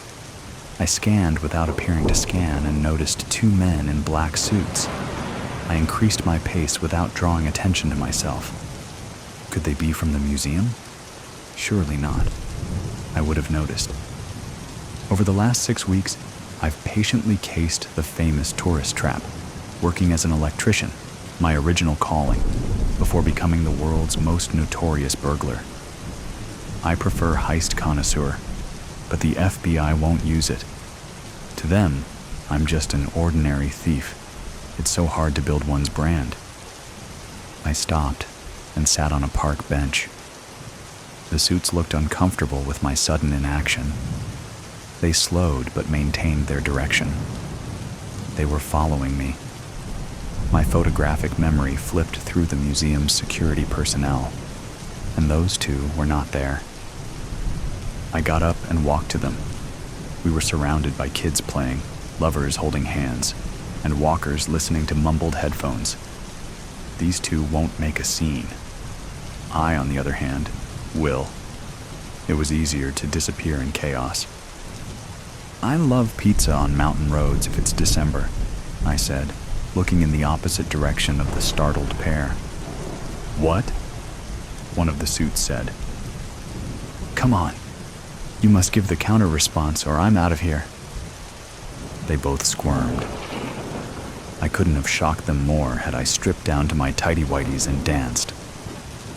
We don't know what you're talking about. They attempted to move past me, but I intercepted them. All right, enough games. Why are you following me? They looked around as if trying to find the hidden candid camera. Face recognition. We've been sent to verify. Me? Which notorious criminal do I look like? Don Bard. The Heist Connoisseur? They tensed up. I tipped my hand. Only the FBI and I know that moniker, even if they pretend they don't. The suits drew their guns. I had already seen 2 police officers standing near a hot dog cart, only a stone's throw from us. I shouted "gun" and pointed at the 2 suits. The police officers reacted quickly. Put the weapons down, they shouted with their guns aimed at the men in black. The neckties dropped their guns and raised their hands. In the confusion, I disappeared among several walkers running from the chaos. I never looked back, but I overheard the 2 suits yelling, "We're FBI." I must be slipping. I know better than to allow a Big Brother camera to get a full view of my face. Perhaps I'm getting too old for this. It may be time to retire. They say you should retire at the pinnacle of your career. Is there any higher pinnacle than the Coke formula? The suits and cops should have made peace by now. I doubled back and sat on a bench, never leaving the park. The best place to hide is where you begin. No one ever thinks to look where they lost you. Now that I could sit peacefully, it was time to get the nerd working to sell this picture. I've got the pic. The nerd texted back. On it. How much is this adventure worth? Coke's retained earnings are a little shy of $75 billion. Imagine $75 billion. Now imagine $100 million. Both are impossible for the average Joe to wrap his brain around. But I've done the math. 100 million is only 0.133% of Coke's available cash. Not even 1%. My phone vibrated. Coke says they won't pay. Not surprised. Move on to other buyers. It's a dangerous game Coke is playing. Someone might buy it. If no one does, I'll fling the formula over the web. Nomads in the Arabian Peninsula will make Coke in their tents. 10 minutes later, Musk backed out. Pepsi still on the fence. I once considered stealing the Mona Lisa. Its estimated value is $1 billion. Coke could buy 75 Mona Lisas, but it won't toss me a measly 100 million. Pepsi got cold feet, afraid of repercussions. Plan C? Yes. That took me aback. I have enough plans to go through the alphabet twice, but I believed Pepsi would buy it, if for no other reason than to gift it back to Coke as a goodwill gesture. Imagine the free advertising. And on top of that, Pepsi would be seen as the biggest-hearted corporation of all time. Apple wants it, says they're going to make it better, the nerd texted. I have my standards, no changing what has worked. Number go to plan D. What's wrong with that fruity company? And what's up with the bite out of the apple? Is it Eve's apple, the one that caused the fall of man? Now that I think about it, that is a good logo for them. I put down the phone and took in the beauty. Trees rustling, squirrels nibbling, birds singing. Of course, cars honking, people shouting, runners thudding, and sirens blaring accompanied the otherwise tranquil symphony. Buzz. TikTok made an offer. I may be a thief, but I'm a patriotic thief. No exclamation mark. I was beginning to believe I'd have to follow through on my threat to release the formula on the web. Then my eyes read the text I was hoping to see. Coke called back, says they will pay. I remained unaffected on the outside, but fireworks went off inside. I was about to score my largest heist. Who knew a soft drink formula would bring in more than crown jewels, famous diamonds, and priceless works of art combined? Well, me, but I hate to toot my own horn. Send the picture. No copy. They will know. The nerd texted. My hand was shaking a bit. I pushed send. Oops. It's been over 6 months since my oops.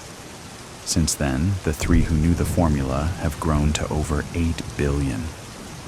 Coke attempted a campaign to impugn the release as a hoax. However, it failed after people started to taste the formula's results. I left Atlanta for a mountainous area where there are no Big Brother cameras.